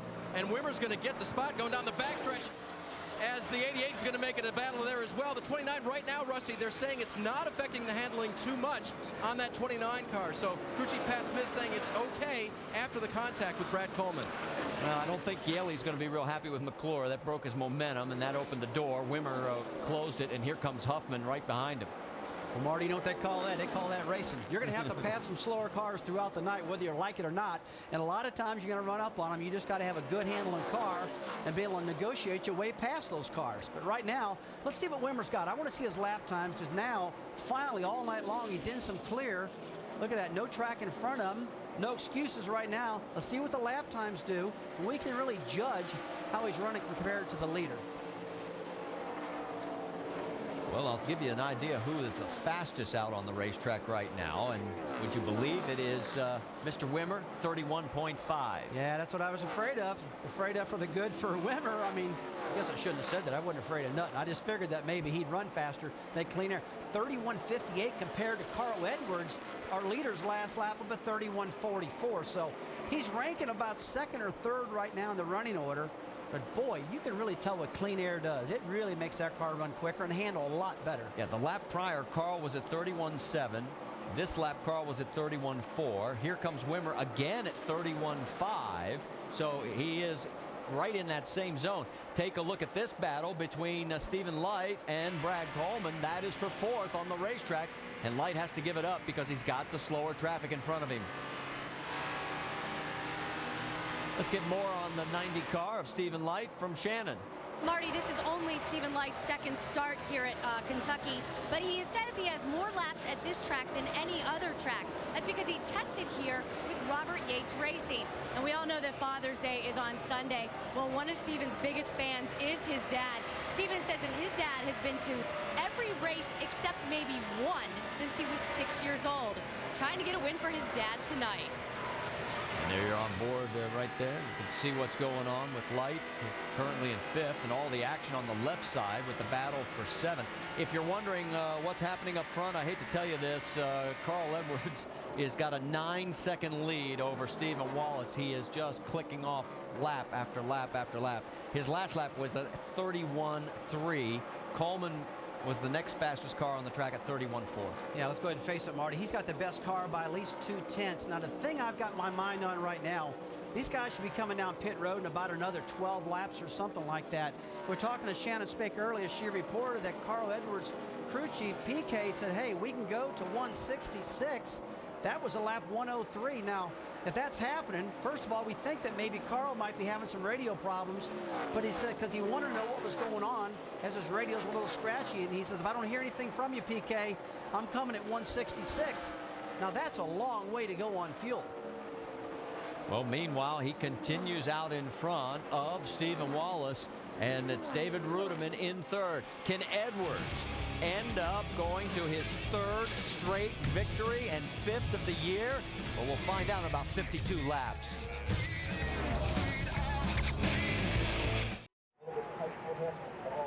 Welcome back to the Meijer 300. We have just gone to yellow for the 6th time. We have debris in turn number 3, and already here comes Carl Edwards, the race leader, and let's send it to Jamie Little. Brad Coleman climbed up all the way to 3rd position. He just came in. His crew chief, Jason Ratcliffe, asked if he's good. He said, we are all good, buddy. They're going to be good to the end. It's going to be 4 tires, fuel, no changes to that car. Brad Coleman doing a stellar job tonight, the rookie. Let's go to Vince.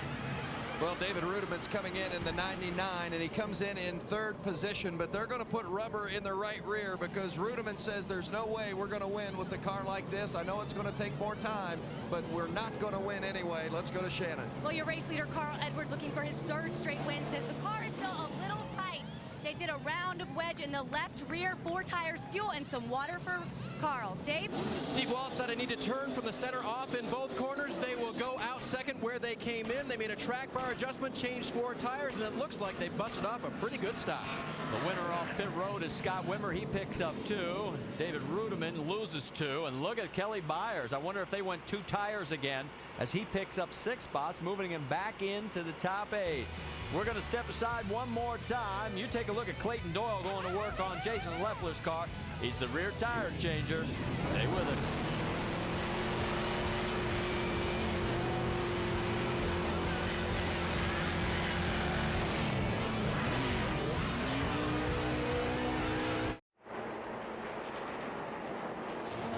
Back under our 6th caution here with 47 laps to go, and let's check in with our in-race reporter, Stephen Light, who is on verge of a career best finish. Stephen Light, Rusty Wallace, ESPN, you got us? Yes, sir, go ahead. Stephen, you got that baby in 5th place right now. You got the handling pretty good on it. This is the last run with about 47 to go. This is crunch time. What do you feel, man? The boys been good all night. Every adjustment we've made it faster and faster. And I think we got a car capable of getting up in that top 3. So who knows? If I get up there in that clean air, maybe this thing will take off. We're going to go run the 60 down. All right, Stephen, how has the track changed tonight? Have you felt much change in it? Well, the groove's definitely moved up about a lane once your tires get old and longer run. Early on, you can still run the bottom, but basically you just laid so much rubber down out here that it's really gained a lot of grip, a lot of speed on these new tires. So it'll be interesting to see who's going the best here at the end. All right, buddy, have a good run. Bring her home, man. Thanks for talking to us. His prior career best was an 8th. He's running 5th. There's 2 others that could have career bests tonight. The man running in 2nd, Stephen Wallace. Prior tonight, it was 11th. He's running 2nd right now. And Brad Coleman, his prior career best was 9th. He's currently running in 3rd. But the big question is, does anybody have anything on the 60 car? Let's find out from Dave Burns covering Steve Wallace. And Marty, we know that he is hungry for a win. Would you believe he's thirsty? Drink bottle broke. The crew encouraging him, telling him, hang on, driver, you can make it to the end. Steve's not buying it. He said, man, I'm ticked off. I'm thirsty. Well, he's got 46 more laps and he can get a drink. Here comes the pace car. The lights are out, coming through 4. Let's tuck him into pit lane, send you full throttle. His car's gone. Nice smooth shift. Get ready. Ready. ready? Ready. Ready. Go, go, go. Green flag, green flag. There you go, there you go. Get yourself. Inside, outside. Big span behind you, big span behind you. Keep digging. We saw it. Outside there. Keep coming. The caution is coming back out for 7th, and you see the damage on the 60 of Carl Edwards, and I think Steve and Carl may have an exchange here. Yeah, I wouldn't doubt that. It looked like Steven got into the left rear quarter panel trying to duck underneath him on that restart. Looks like Steven's lost his right front tire. He doesn't have any damage, and Carl Edwards got the end of this bad end of this deal. So we have our 7th caution with 45 laps to go. I just started to say that these guys are probably going to get anxious with 45 laps to go. You know, it's crunch time. They've had a good run online, all these young guys and the veterans. They just got to bring them home from right now, Marty. Both cars, in fact, you see the 60 of Carl Edwards retiring behind the wall. There will be no 3 in a row for Carl tonight, and it looks like the chances for Steven have gone away as well. Let's take you back and see what happens.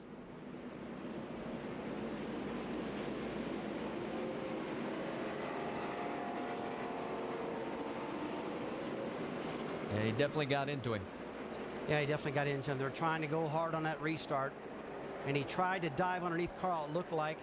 Let's take a look at this. Yeah, just got him right in the rear end. Just too impatient. Got in the back of him, spun him, and that was Steven's fault right there. All right, let's ride on board the 60 and just listen in.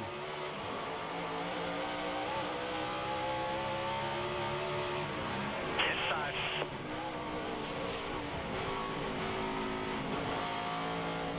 Outside there. Keep coming. Yellow is out. Yellow is out. So that's how it looked from Carl's perspective, and he's got the helmet off, and the crew will go to work as his night is over. Not the way we wanted this one to end, that's for sure.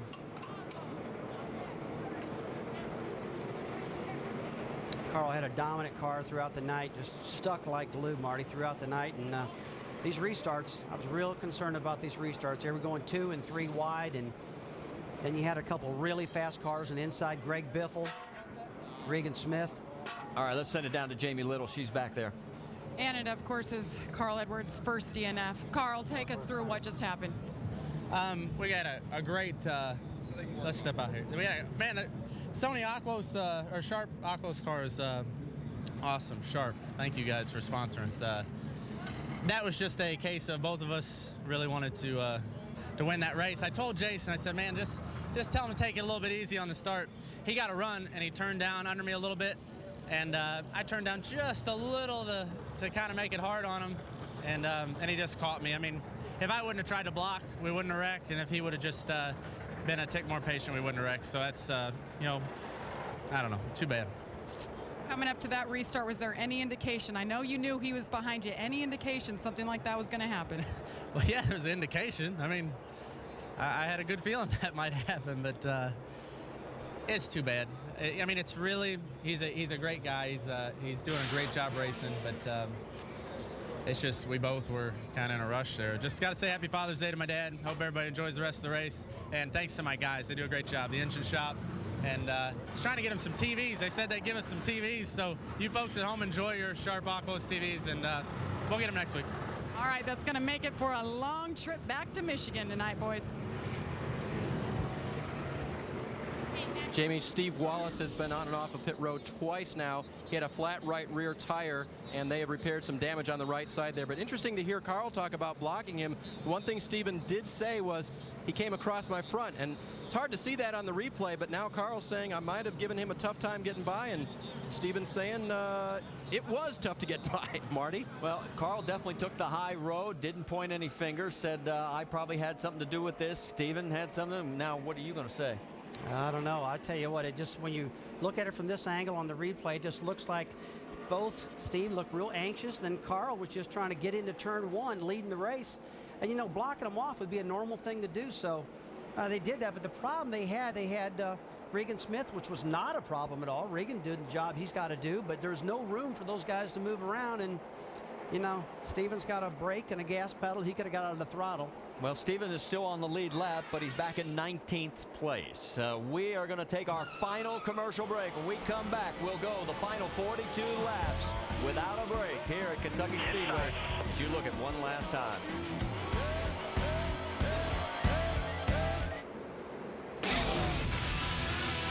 NASCAR Busch Series racing at Kentucky is brought to you by Castrol GTX, high mileage, superior oil burn-off protection for cars over 75,000 miles. And by FreeCreditReport.com. Stay on top of your credit score and credit report at FreeCreditReport.com. By Aaron's, with over 1,400 stores nationwide, everyone is a lucky dog at Aaron's.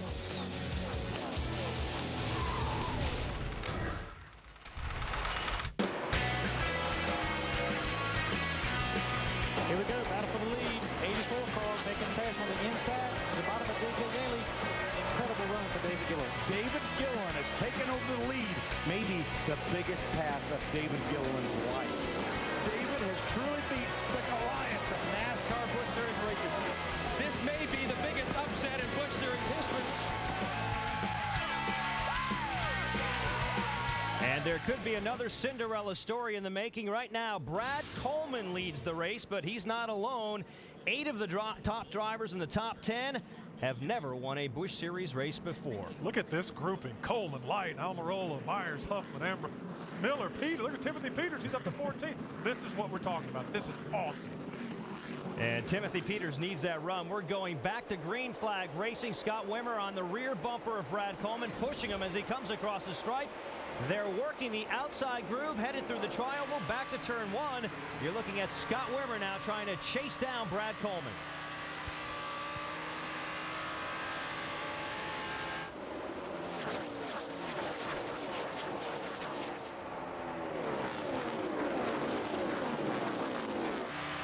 Heading through 3 and 4 now. We pick up the action with Wimmer, who has 5 career Busch Series wins. Right on the back bumper of the 19-year-old rookie, looking for his first. His heart's got to be in his throat. He's got 38 long laps to go. Jamie, you've got more on Brad? Well, guys, he came over the radio right after that caution came out, and he said, boys, I do believe we are leading right now. His crew is so fired up. They're all on the wall right now. So I want to tell you a little bit about Brad Coleman, guys. He wasn't raised in a racing family. He wasn't raised around racing at all. 7th grade, this kid is 6'1". He was playing basketball, walked off the basketball court and said, Dad, I want to race cars. So they helped him back his dream. Here he is, guys, leading his first ever Busch Series race. Will we see that Brad Coleman bow at the end? We'll find out in less than 40 laps, Shannon. Well, Jamie, Brad Coleman isn't the only one thinking he might get first place tonight. 2 cars back, Stephen Light came over the radio during that caution, knowing that they can capitalize on Carl Edwards and Stephen Wallace's bad luck, said, it's time to rock and roll. His crew chief said, go get him, baby. Dave? The old man in the group, that's Scott Wimmer stacked there right in the middle. I talked to his crew chief, Pat Smith, before the race. I said, how do you guys win at the end of these things? You've been so good in the start and the middle. He said, we'll make our car just a little bit tighter. We've been very edgy loose at the end of these races. We'll tighten it up a bit, and Scott is flying at the end of this thing. I'm going to tell you guys something else who's flying out there. Believe it or not, Regan Smith has gotten back on the lead lap. We'll get you more information on him. He's back into 15th on the lead lap. As you take a look at Wimmer's numbers, just caught my eye, and he stayed out on that last yellow, got his lap back, the final one. Oh, no, and he's got it loose. Just as we sing his praises, he cooks it. And then there's more action behind him. That's Steve Wallace. We got one spinning behind you. So I'm wondering if maybe some fluid got dropped on the track, because it didn't look like either one got tapped. I think what happened is it looked like the 4 car just got loose coming off the corner, and everybody started checking up. It looks like Steven might have got hit in the back. We'll take a look at that in our replay, but boy, I tell you what, it's crunch time. You can tell they're trying to get from the back to the front quick. 8th caution comes out, so all that hard work put up by Regan Smith, he'll stay on the lead lap, but he's lost his chance, I think, with now 35 to go. Let's take another look. Okay, Regan just getting the top of the racetrack, gets up on the gray part of the track, just gets loose, spins to the bottom, no harm, no foul. So we can get a replay a little bit farther back to see what happened to Stephen Wallace back there. Yeah, you're right. There's damage in the right rear quarter panel of Steve's car, and that wasn't there before. Now I see Cal Krislov's car coming by with a lot of damage. I don't know if he was involved in or not. We'll have to see what that is. Take one more look at it. Here from this angle.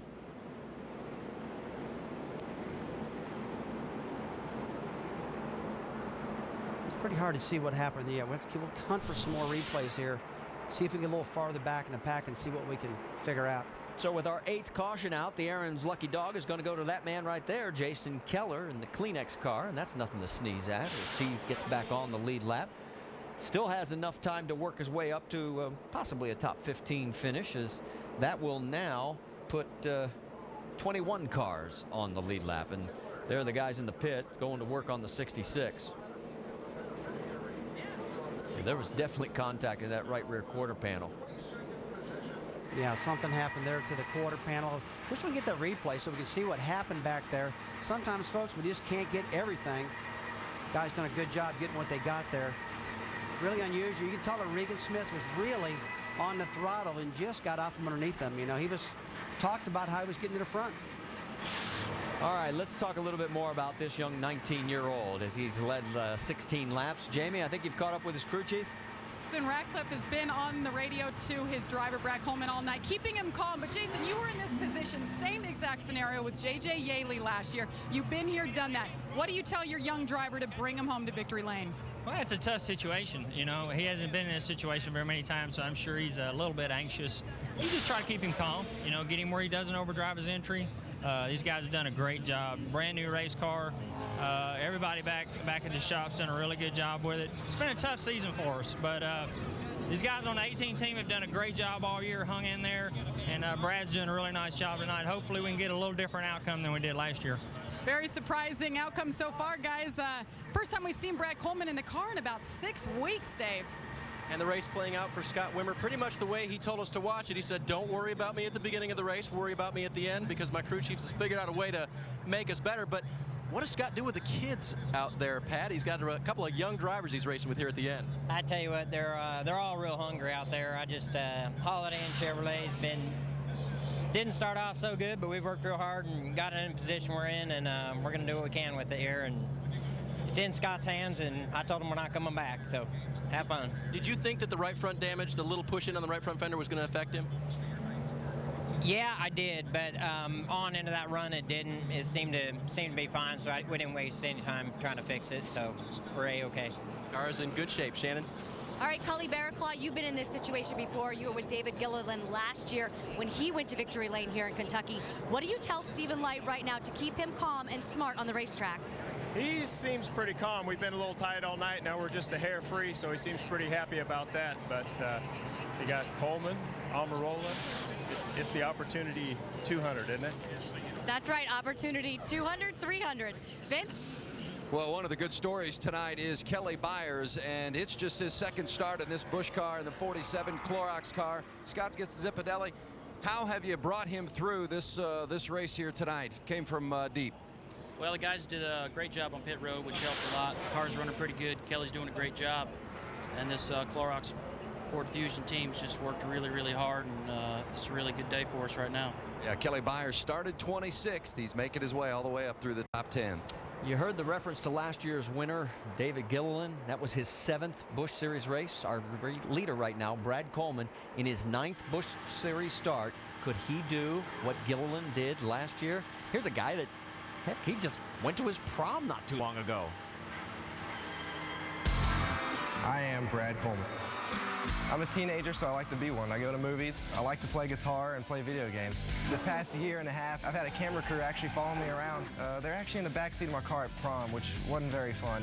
My prom date's dad actually walked out to me when we were going out to my car with a newspaper article about me and had me autograph it before I left for prom. He was very excited about it. My girlfriend's dads let me drive around because they know if something does happen, I have the skills to actually save the car from going into a tree.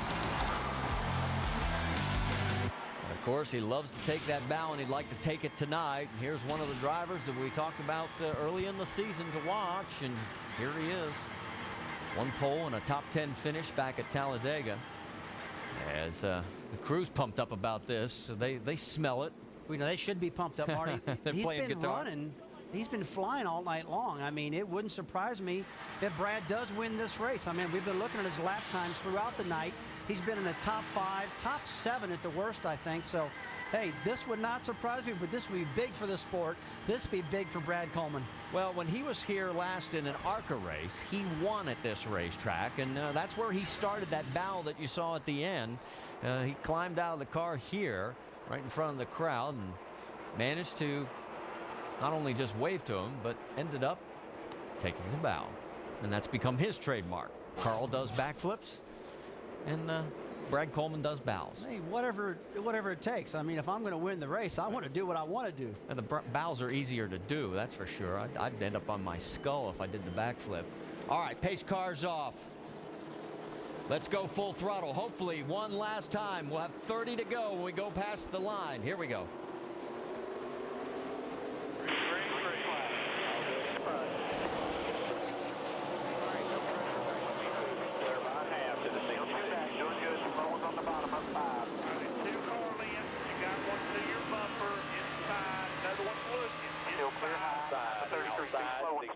By itself, outside, clear, use the racetrack. To your bumper, 3 wide top. After the 25, nothing slow for a while on the bottom. Got one slow up ahead for some reason. Got a real fast race inside, still inside, door to door.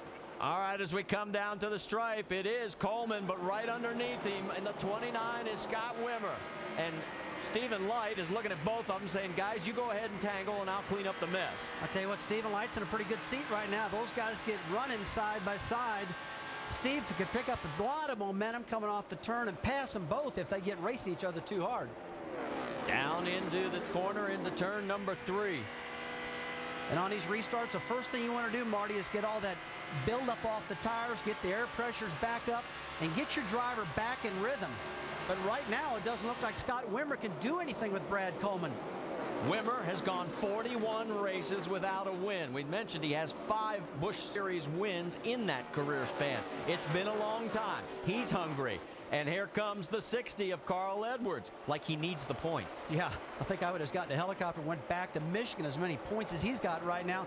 But coming by, Coleman's got the fastest lap so far, a 31.13 compared to Wimmer's 31.28. So the kid's got a good handling car right now. Right now, those top 3 are trying to pull away. There you see the gap back to Eric Almirola. He is in 4th. In 5th is David Stremme, and Kelly Byers is in 6th. Out of the top 10 right now, only one car has ever won a Busch race. That's second place, Scott Wimmer. And that last lap, the top 3 cars, almost identical speeds. 31.05, 06, 07, bumper to bumper. Hey, this thing isn't over. It's getting turned into a drag race, Marty. They're tight. 27 laps to go. Plenty of time if we stay green for the long run to become an effect. But right now, Mr. Coleman is trying to stretch it over the 29. And it looks like he's doing it about 0.2 of a second, which translates to about 4 car lengths. Don't ever underestimate the clean air. The clean air is so important for Brad right now. With 26 to go, it's going to be a while before he starts running up in lap cars to get in his way, things like that. He just needs to hit his marks every single lap, do the same thing every single lap, and hopefully his spotter is talking to him, talking around the track, calming him down, keeping his emotions in check. The 70,400 in attendance tonight have seen a great race as we've got 25 laps to go.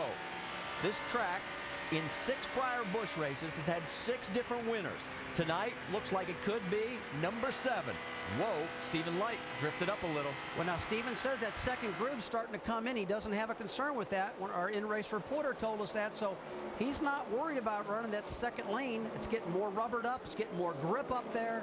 And if I was him, I'd be up there too, trying to feel that baby out, see if I can get some more speed. And we've got another yellow as in turns 3 and 4, another crash. The 28 goes into the wall. That's Robert Richardson, and he has, shall we say, checked out of this one. Well, that's a second car this week. Robert? Yeah, he either drove in the back of me or just took the air off me. I don't know. Well, he says he may have gotten some help, or it could have been the old aero push. Yeah, I hate that for that team. That's when you take 2 cars and destroy them put him in the truck, Marty, and go home. That's not a good day. Yeah, it's been a rough day for that team. The other guy who it's rough for is Brad Coleman, because he had a half a second lead. He was extending lap after lap, and yeah, there was nobody around him. He didn't get any push. Well, Brad Coleman, if he can get the tires cleaned off and get a good restart without Wimmer getting underneath him, I believe he can get back going again. Whenever you have these restarts, and you got about 10 laps in the tires, you got to get that rubber off those tires. What were you doing when you were 19? When I was 19, I was back running the American Speed Association in St. Louis, Missouri, and around the Midwest. And that is the same association that Stephen Light just won the championship with last year. I won it in 1983. It was a great time to learn from those style of race cars. Mark Martin did that. The late Alan Quickie. Bobby Allison did it. Darrell Waltrip. A lot of drivers. And right now, that 19-year-old, and there you see Robert climbing out. And it has been a rough day, as they have tagged 2 cars now. 1 in qualifying, 1 here. And I'll tell you what, when you take 2 cars home destroyed and you take them to the chassis builders, I guess the first thing you'd ask on this one, can I get a discount? I'll tell you what. Let's show you what happened if you weren't with us earlier today during qualifying. This is what happened again in turn 4. Car stepped out on him, and it just went around, and he crunched the front end. They brought out the backup car, and now he's crunched up the back end. I hate that for anybody. These cars cost a lot of money. You know, to put a rear tail section on, put a front tail section on, and get the body and get it all painted. Probably close to $50,000 repair right there.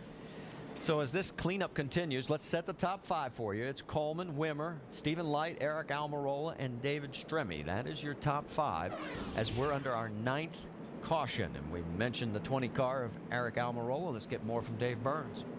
And Marty, he is all of 23 years old, so again in the youth movement here for Joe Gibbs Racing. Talked to Eric before this race, and I said, when you first got here, ran your first laps on Friday, what were your impressions of the track? Wide, he said. Easy to pass on if you can get a run on somebody. So that'll be a good thing late in this race if he can get a run on the 90 car and the guys in front of him. The problem right now for Eric, he's had a tight race car all night, difficult to turn. So the crew's been working on it. Last pit stop, Dave Rogers got him a little bit too loose, and Eric reported that during this last caution. Too loose right now for the 20, but he's going to try to drive it to the win anyway. Yeah, do you dare take a chance and come in with only 22 laps left? Well, I don't think so. I think they just got to drive it on out right now and hope for the best and pay attention what's going on with it. There's the pit crew. Look, you've seen 4 guys smiling more, and look at the concern on Scott Wimmer's crew. They know that's the difference when you're in first place and second place. I'll tell you what, you don't want to get too smiley when you're leading the race, because you don't do that until the fat lady sings. And let me tell you that she doesn't sing all the time when you're leading the race with only 22 to go. I've seen many guys get ready to restart the race, and all of a sudden you got a left rear tire goes flat, or else you miss a gear in a restart, or you spin the tires and they pass you on the inside. Trust me, there's a whole pile of things that can go wrong.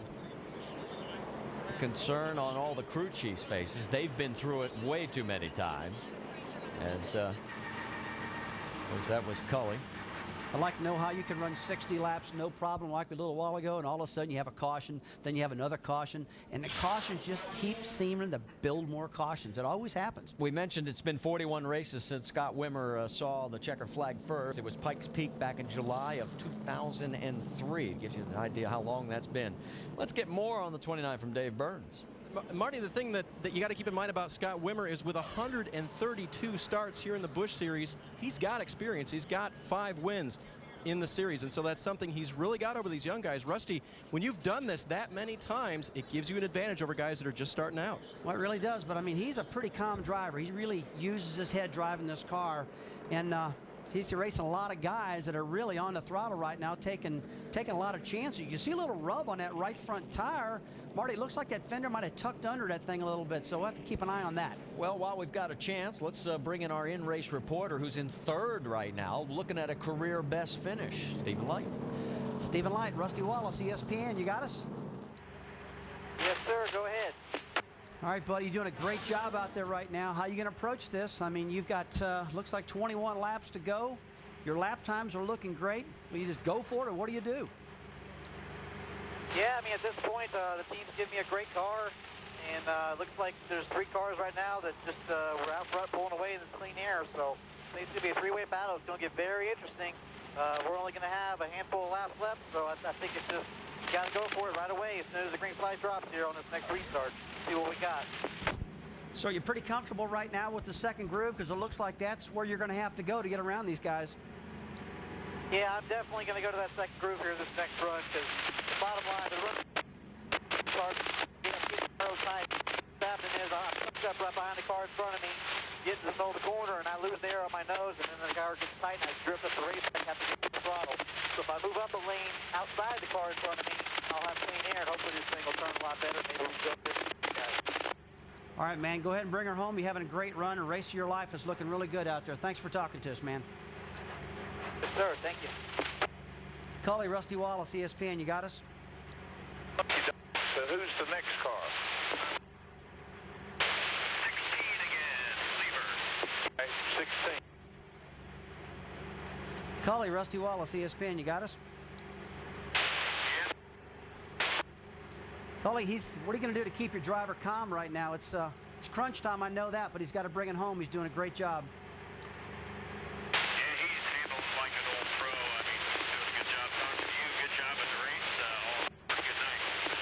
Enjoy this finish. All right, bud, thanks for talking to us. We'll see you later on. All right. All right, and as we all know, tomorrow is Father's Day, and since we're talking about a bunch of youngsters out there, 20-year-old Stephen Light, 19-year-old Brad Coleman, and I think, Jamie, you've caught up with Brad's father? Brad's father is Brandon Coleman Jr. We had to track him down back in the motor coach. He's all alone watching his son lead this race. I just reported a bit ago, you guys didn't come from racing. All of a sudden, your son comes home one day and says he wants to race. Where did this come from? His favorite line is, our family was disappointed when they shut down the full-service gas station. You know, Brad's he's just a gift. I mean, it's a real Father's Day blessing with what's going on. We're not going to count the chickens hatching until the 30 laps are up, but today's been a real blessing, and we've been real fortunate. The Gibbs folks have done an outstanding job for him, and he's just a special kid. He really has a God-given talent. Now tell us about your personal emotions sitting in there watching him all by yourself. It's tough. It's not easy to be a race dad. All the race dads out there in the world know that. It's a tough deal. It's not easy. It's just you have the intensity of safety first and foremost, and then all of a sudden you realize he's in position to win, to do very well, and there's so many things in racing and in motorsports that could go wrong or change, and as it did for Carl and Steven, 2 great drivers there, and you just pray, and I just pray thy will be done, and you know it'll happen. But yeah, my gut's in a knot, no doubt. I can't imagine a better Father's Day gift than to go to Victory Lane and celebrate with your son. Dave? Well, Jamie, Scott Wimmer is trying to win, but he hasn't won yet this year. Twice he's driven to the front at Nashville. At Dover, he had a winning car, came home 3rd. And on top of the spotter stand, way above this racetrack, Clayton Hughes, his spotter, received a text message. The text message was, finish it off. Now, the usual suspects are Mike Dillon, team manager, and Richard Childress, team owner. We're not sure who it came from, but the crew and the team have been instructed to make this one a winner. Shannon? Well, Dave, I told you earlier that Stephen Light's dad has been to almost every race since he's 6, all but almost 1. But he's not over here by the pit stall. He's not in the motorhome lot. He's in the stands. He watches the races from the stands. If this young man goes to Victory Lane, it's going to be a long run, fast run for his father. Vince? Shane Huffman drives the 88 for Dale Jr., and Wes Ward is the crew chief. And Wes, you guys have done a lot of tweaking on this race car tonight. You've got it in 7th now. What do you have left here on the stretch run? Well, I think we're going to be okay. Shane's doing an awesome job with the Navy Chevrolet. A little free in right now. You know, we get that. We're better on the green flag runs. These short runs are killing us a little bit right here, but we're pretty good everywhere else. Just getting in 3 over there is really killing us. But the team's really pulled together with Shane here, and just want to say happy early Father's Day to my dad. Thank you, Wes. And of course, that's the U.S. Navy car, and the Admiral is up on the timing stand for Wes Ward and company here tonight. Let's go to Tim Brewer at the cutaway car. Tim? Hey, what Rusty keeps talking about it, folks, is buildup on the tire. You see this grungy stuff built up right here, over here in this area right here? That's where you got to rub these tires right against the grain of the racetrack as hard as you can. Get these tires cleaned off as good as possible so you don't have that buildup, so you don't spin the tires, car don't move it around on the back. Back to Marty. All right, thanks, Tim. As we are still under our 9th caution here. We have 18 laps to go as everybody is making the traditional weave, trying to get the tires cleaned off. And still got some of the safety trucks out on the track, and the pace lights are still on, so we're going to go at least one more. All right, let's go back and check in on some of the radio we were able to record on the 29 car of Scott Wimmer. Are y'all still on here? Yeah, I got Spud. I'm wondering, y'all so damn quiet. I think we got a shot at winning this race. I thought y'all might have just all turned your radios off. Yeah, they're just giving me some time to think here. Maybe that they just don't want to break the concentration. No, they don't want to break the concentration at all. But let me tell you one key thing right now, Marty. Tim Brewer did a great explanation of telling us about tire buildup. If you get too much tire buildup, you could see this leader fly down to that corner, wash up 2 or 3 lanes, slide up, and Wimmer could get underneath them. It's very, very key to get these tires cleaned off with only 17 laps to go. I've seen many guys be leading the race and lose them just because the rubber's not cleaned off. He needs to be spinning those rear tires, working that steering wheel back and forth real hard to get that rubber off of it, because they've got some laps on the tires, enough to get it built up on there. You know what's, we were looking at some of the statistics from tonight's race. This is what's really bizarre. 9 cautions. We had 3 in the first 20 laps. Then we had 3 in the next 131 laps. And then we had 3 in the last 18 laps. Yeah. Back to what I was telling you, cautions breed cautions. And, you know, whether it's a NASCAR Nextel Cup race or a Busch Series race, when it's crunch time and it gets right there at the very end, man, everybody gets tense, they get excited, start bumping into each other, you got a problem. All right, pace car has got the lights out. He's into turn 3. That means we're going green this time by. At the front is the 18 of the 19-year-old Brad Coleman. This kid at the age of 16 competed in the Rolex 24 at Daytona. He is on the verge of being 16 laps away from collecting his first NASCAR Busch Series win. Pace car's off. Coleman will wait for the green flag at the restart line, which is about another 100 yards. The 70,000 in attendance tonight on their feet. Will this be the last yellow? We hope so. Here we go.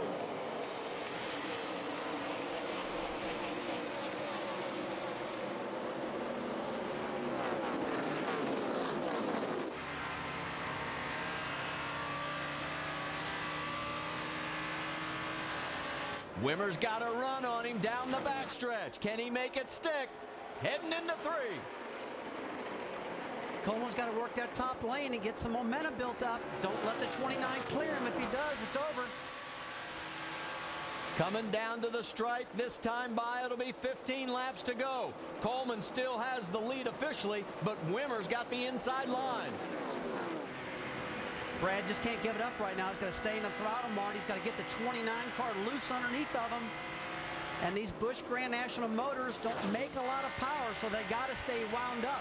And if Brad can keep that thing wound up off of turn 4, he can hold off Wimmer. Coming out of 4 one more time. Here comes Stephen Light on the outside of the 29. Light takes over second. Can he make it stick? He does. Steven told us, in-race reporter, I got to work that second lane. I can't pass him on the bottom, keep it wound up, and he's running down the 18-car Coleman now. Up to you. Our in-race reporter last week won. Can the in-race reporter do it again? They'll be fighting for that position next time. He's got to take that car to the second lane and don't think back. Just keep it wound up. Here we go. This time by, it'll be 13 laps to the finish. A 19-year-old leads a 20-year-old, and it has been one winner in the last 52 races that has not been a Cup regular. That was last year, David Gilliland. It looks like we may get another one tonight. He's doing the right thing, working that outside groove. Look at that momentum. Look how much you get shot off that turn forward. Use the track. You're the man. You're the man. Let's take it. Bring it home. You heard the spotter. Bring it home. 12 laps to go this time by. Look at the crew. They're loving it. Remember Stephen last week was out in front when the engine let go? Right now, he's got about 11 and a half laps to his first Busch Series win. And he's doing the right thing. He worked that second lane, kept that momentum going, got around Coleman on outside. Had that Robert Yates motor wound up big time coming off of turn 4. Now he takes it to the bottom of the track, the shortest way around the track, the preferred lane, and that's where you got to be to get away from these guys now. Back up in the second lane a little bit. And he's opened up a half-second lead over Brad Coleman. Coleman's got his hands full with the 29 of Wimmer. There's the gap on the left side. Stephen Light, 20 years old, one of the youngest guys in the field right now. Wish I was 20 again out there racing. Well, it ain't going to happen, buddy. 10 laps to go. And that second groove has worked really well for Stephen Light.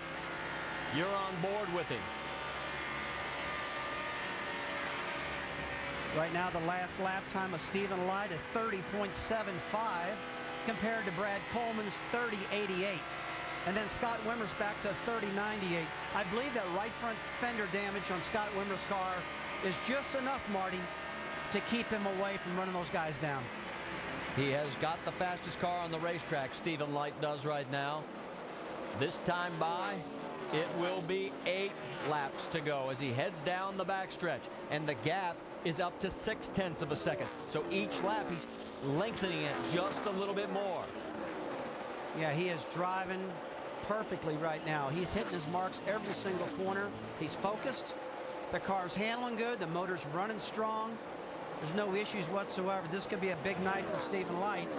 A night that, what would this give us? Our 8th different winner or 7th? What was it? 7th different winner in 7 Busch races here at Kentucky. No one's ever been able to repeat. It put David Gilliland on the map last year, and right now it looks like it's going to put Stephen Light on everybody's radar. It'll be 7 laps to go this time by. Tell you what, if there's any team that deserves it, it's Robert Yates Racing. They've struggled a little bit, got some good drivers in their cars right now. They're building good cars. They got their act together, and Stephen's driving a great race tonight. So you got to hand it to him. You feel good for Robert Yates for all the stuff he's went through. Doug Yates' son, building big horsepower. I got to give props to Brad Daugherty. Brad, you picked him. Absolutely. Stephen Light, he's from my hometown. Watched this young man for a long time. He's got a ton of talent, and it's coming to fruition tonight. I tell you, he's got that Robert Yates horsepower wound up, and thus far, he got about 6 laps to go. He's going to get that checkered flag. Well, Brad, I'll tell you what, you picked it. Now it's not over yet, so we don't want to jinx him. We don't want to jinx him, but if he does win this thing, you made the prediction. Means you're pretty smart. I think I need to take you to Vegas with me, dude. While you guys are having the Vegas odds going out, Light has increased the lead every lap. It's now up to a 2nd. So he is pulling away from 2nd place Brad Coleman every lap on the track. And this time by, it'll be 5 laps to go. Well, while this is going on back here, you see Stephen Light checking out, but there's a big race going on in the back with Kelly Byers and Eric Almirola right now. They know they're running out of time, and Kelly's trying to get that position, working Almirola real hard. That is for 6th. Almirola has it, Byers wants it, but Almirola is starting to pull away from Byers. Remember, Byers, I think he only took 2 tires on the right side on the last pit stop. That may be a factor in this right now. 5 to go. Stephen Light, the lead is up to 1.3 seconds with 4 laps to go. This is a convincing lead. I don't want to say win yet. There's still 4 laps to go, but he keeps doing it lap after lap. And trust me, he's driving like a veteran right now. He's got that thing pinned on the bottom of the track. He's doing everything right. I'm sure his spotter's doing a great job up there calming him down right now. This is the most tense a driver can ever be. 20 years old, looking at his first victory at Kentucky, a track that breeds these victories. He doesn't want to overdrive the corner. He's got to stay focused, not get too high, not get too low, and make a mistake. Running go-karts since the age of 6. His 38th NASCAR Busch Series. Won the ASA Late Model Series at the age of 18 with 5 wins. The 20-year-old from Asheville, North Carolina, has just a little more than 2 laps to go. In fact, here it is, cross the stripe, down to just 3 more miles. 2 times around the Kentucky Speedway. The only way Coleman or Wimmer has a chance is if something happens to Stephen Light. Brad? Yeah, Stephen Light, his grandpa used to own the Asheville Speedway up in Asheville, North Carolina, and his grandpa Russ, and then his dad is Russ Jr. I know they're really proud of this young man. Like I say, he's been around for quite a while running go-karts in the ASA Series. He's going to bring a lot of pride to Western North Carolina tonight. We're on the final lap, and Stephen Light will become only the second non-Cup regular winner in the NASCAR Busch Series in the last 52 races. All right, one to go. Bring her home, dude. Nobody in front of him. Marty's got a clear track. Really focused on his driving. At age 20, the City Financial Ford is on its way as he takes the checkered flag and wins at Kentucky. Congratulations, Steven. Good job, buddy. Not a way to do it. Look at the celebration for the crew. A great run for Brad Coleman, a career best finish for him in second. Wimmer comes home in third. David Stremme fourth. Man. Good job. I like the way you floated in. Like the way you floated in. Got it in the corner nice and easy. Got the car hooked up. 20 years old, man. I'll tell you what, in victory lane here at Kentucky. Another new winner. Way to go, boys. Awesome job. Hey, give us the best burnout you got over here, please. Come on. You guys can beat them out there if you want. Our 10th different winner this year in 16 races. Let's check in with Vince Welch. With Kelly Barraclough, the crew chief for the 90 car, Stephen Light. And Stephen told me before the race he felt like he had a winner. What gave you guys so much confidence coming into this one tonight? I don't know, the last few weeks he's been pretty happy with the cars. It's just taken a little while to find out what he likes, but it feels pretty good to say the City Financial Ford is a winner, isn't it? I saw you those last several laps. I'm not sure how nervous he was in the car, but you look pretty tense up here on the timing box. Yeah, I hide it pretty well. No. What's this win mean to a young driver in this team? Everything. We've been trying to build something this whole year, and now I think we got something solid, something to build on, and hopefully now when we go to these tracks where the big dogs are in town, we can run with it. Thanks, Cully. Congratulations. Thank you. Marty? And like I said, I think there's going to be a long line to be the in-race reporter for the next few events. This is 2 weeks in a row where the in-race reporter has won. I'll tell you what, I don't know if we're good luck or what the deal is, Marty, but all our in-race reporters have done a great job for us. But I'll tell you one thing I'm going to do. I'm going to buy Coley a new radio. That radio didn't work too good tonight. And he's made enough money we can fix that radio for him. All right, so the opportunity tour will continue as we head to Milwaukee with the NASCAR Busch Series Saturday, June 23rd at 8 Eastern on ESPN2. And boy, it'll be another opportunity perhaps for Brad Coleman to move up one more spot. Jamie Little. He almost had it. There's not even a bead of sweat on his forehead. Brad, what are your emotions right now? You know, they're mixed emotions. One of my best friends just won his first Busch race, and he beat us, though. That's what sucks. I mean, this car was awesome. I was giving it all we had there at the end. The Carino's Italian Girl Chevrolet was good. Just stuck it out all race, hung out in the top 5 all day, and just couldn't get it done. What did it feel like being out in the front, leading those laps so close to the end of the race? I told him on the radio it was like deja vu from the ARCA race last year. I mean, it was just clear sailing, and every restart we were pulling away. That last one, though, Steven just did really good, and congratulations to him. He deserves it. Heck of an effort for the top rookie of the race, Brad Coleman. Let's go to Dave. Finishing third was Scott Wimmer. And Scott, you were apologetic on the radio following the race to your crew. Why so? Well, I didn't run a real good race. I gave them bad information on my adjustments all night. But how about those 2 kids in front of me? What a way to go. Those guys did a great job all night. I got to say hi to my wife and my son Hayden. It's my wife's birthday tomorrow, so it's going to be exciting to be back for that. And good job by those guys. Our Holiday Inn Chevrolet wasn't very good at the beginning, but we got a lot better and finished third is all right. And you made contact with one of those young kids midway through the race there. Did that right front fender affect you at all?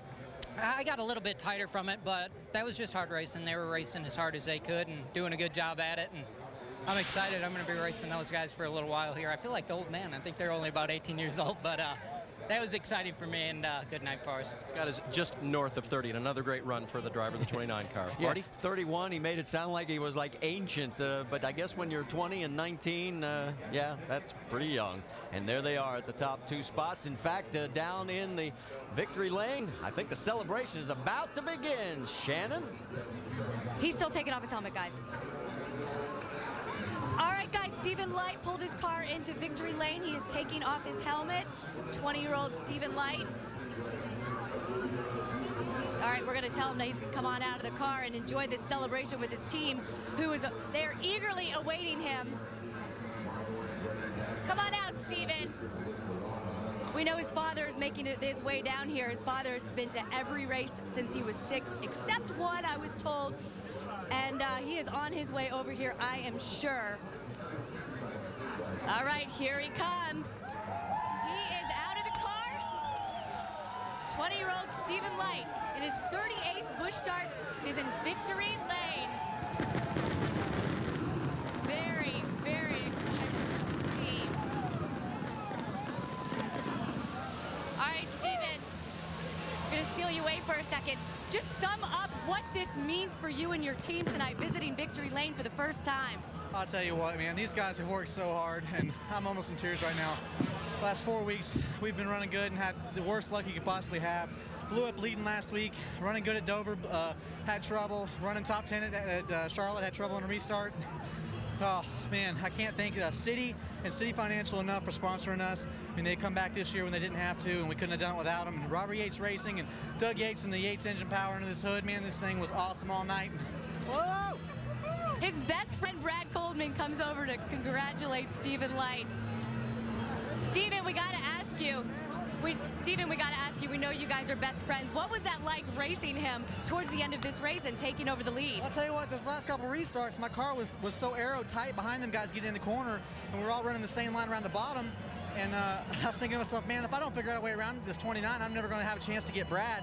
And, you know, I remember last year here, the outside line worked good, so I drove it in there, that last restart on the outside, and it stuck, and then luckily we were able to get around them guys. And I'm so pumped, man. I can't say Happy Father's Day to my dad for tomorrow, and all my family and friends back home watching, man. We finally did it. Finally. Waited too long for this. All right.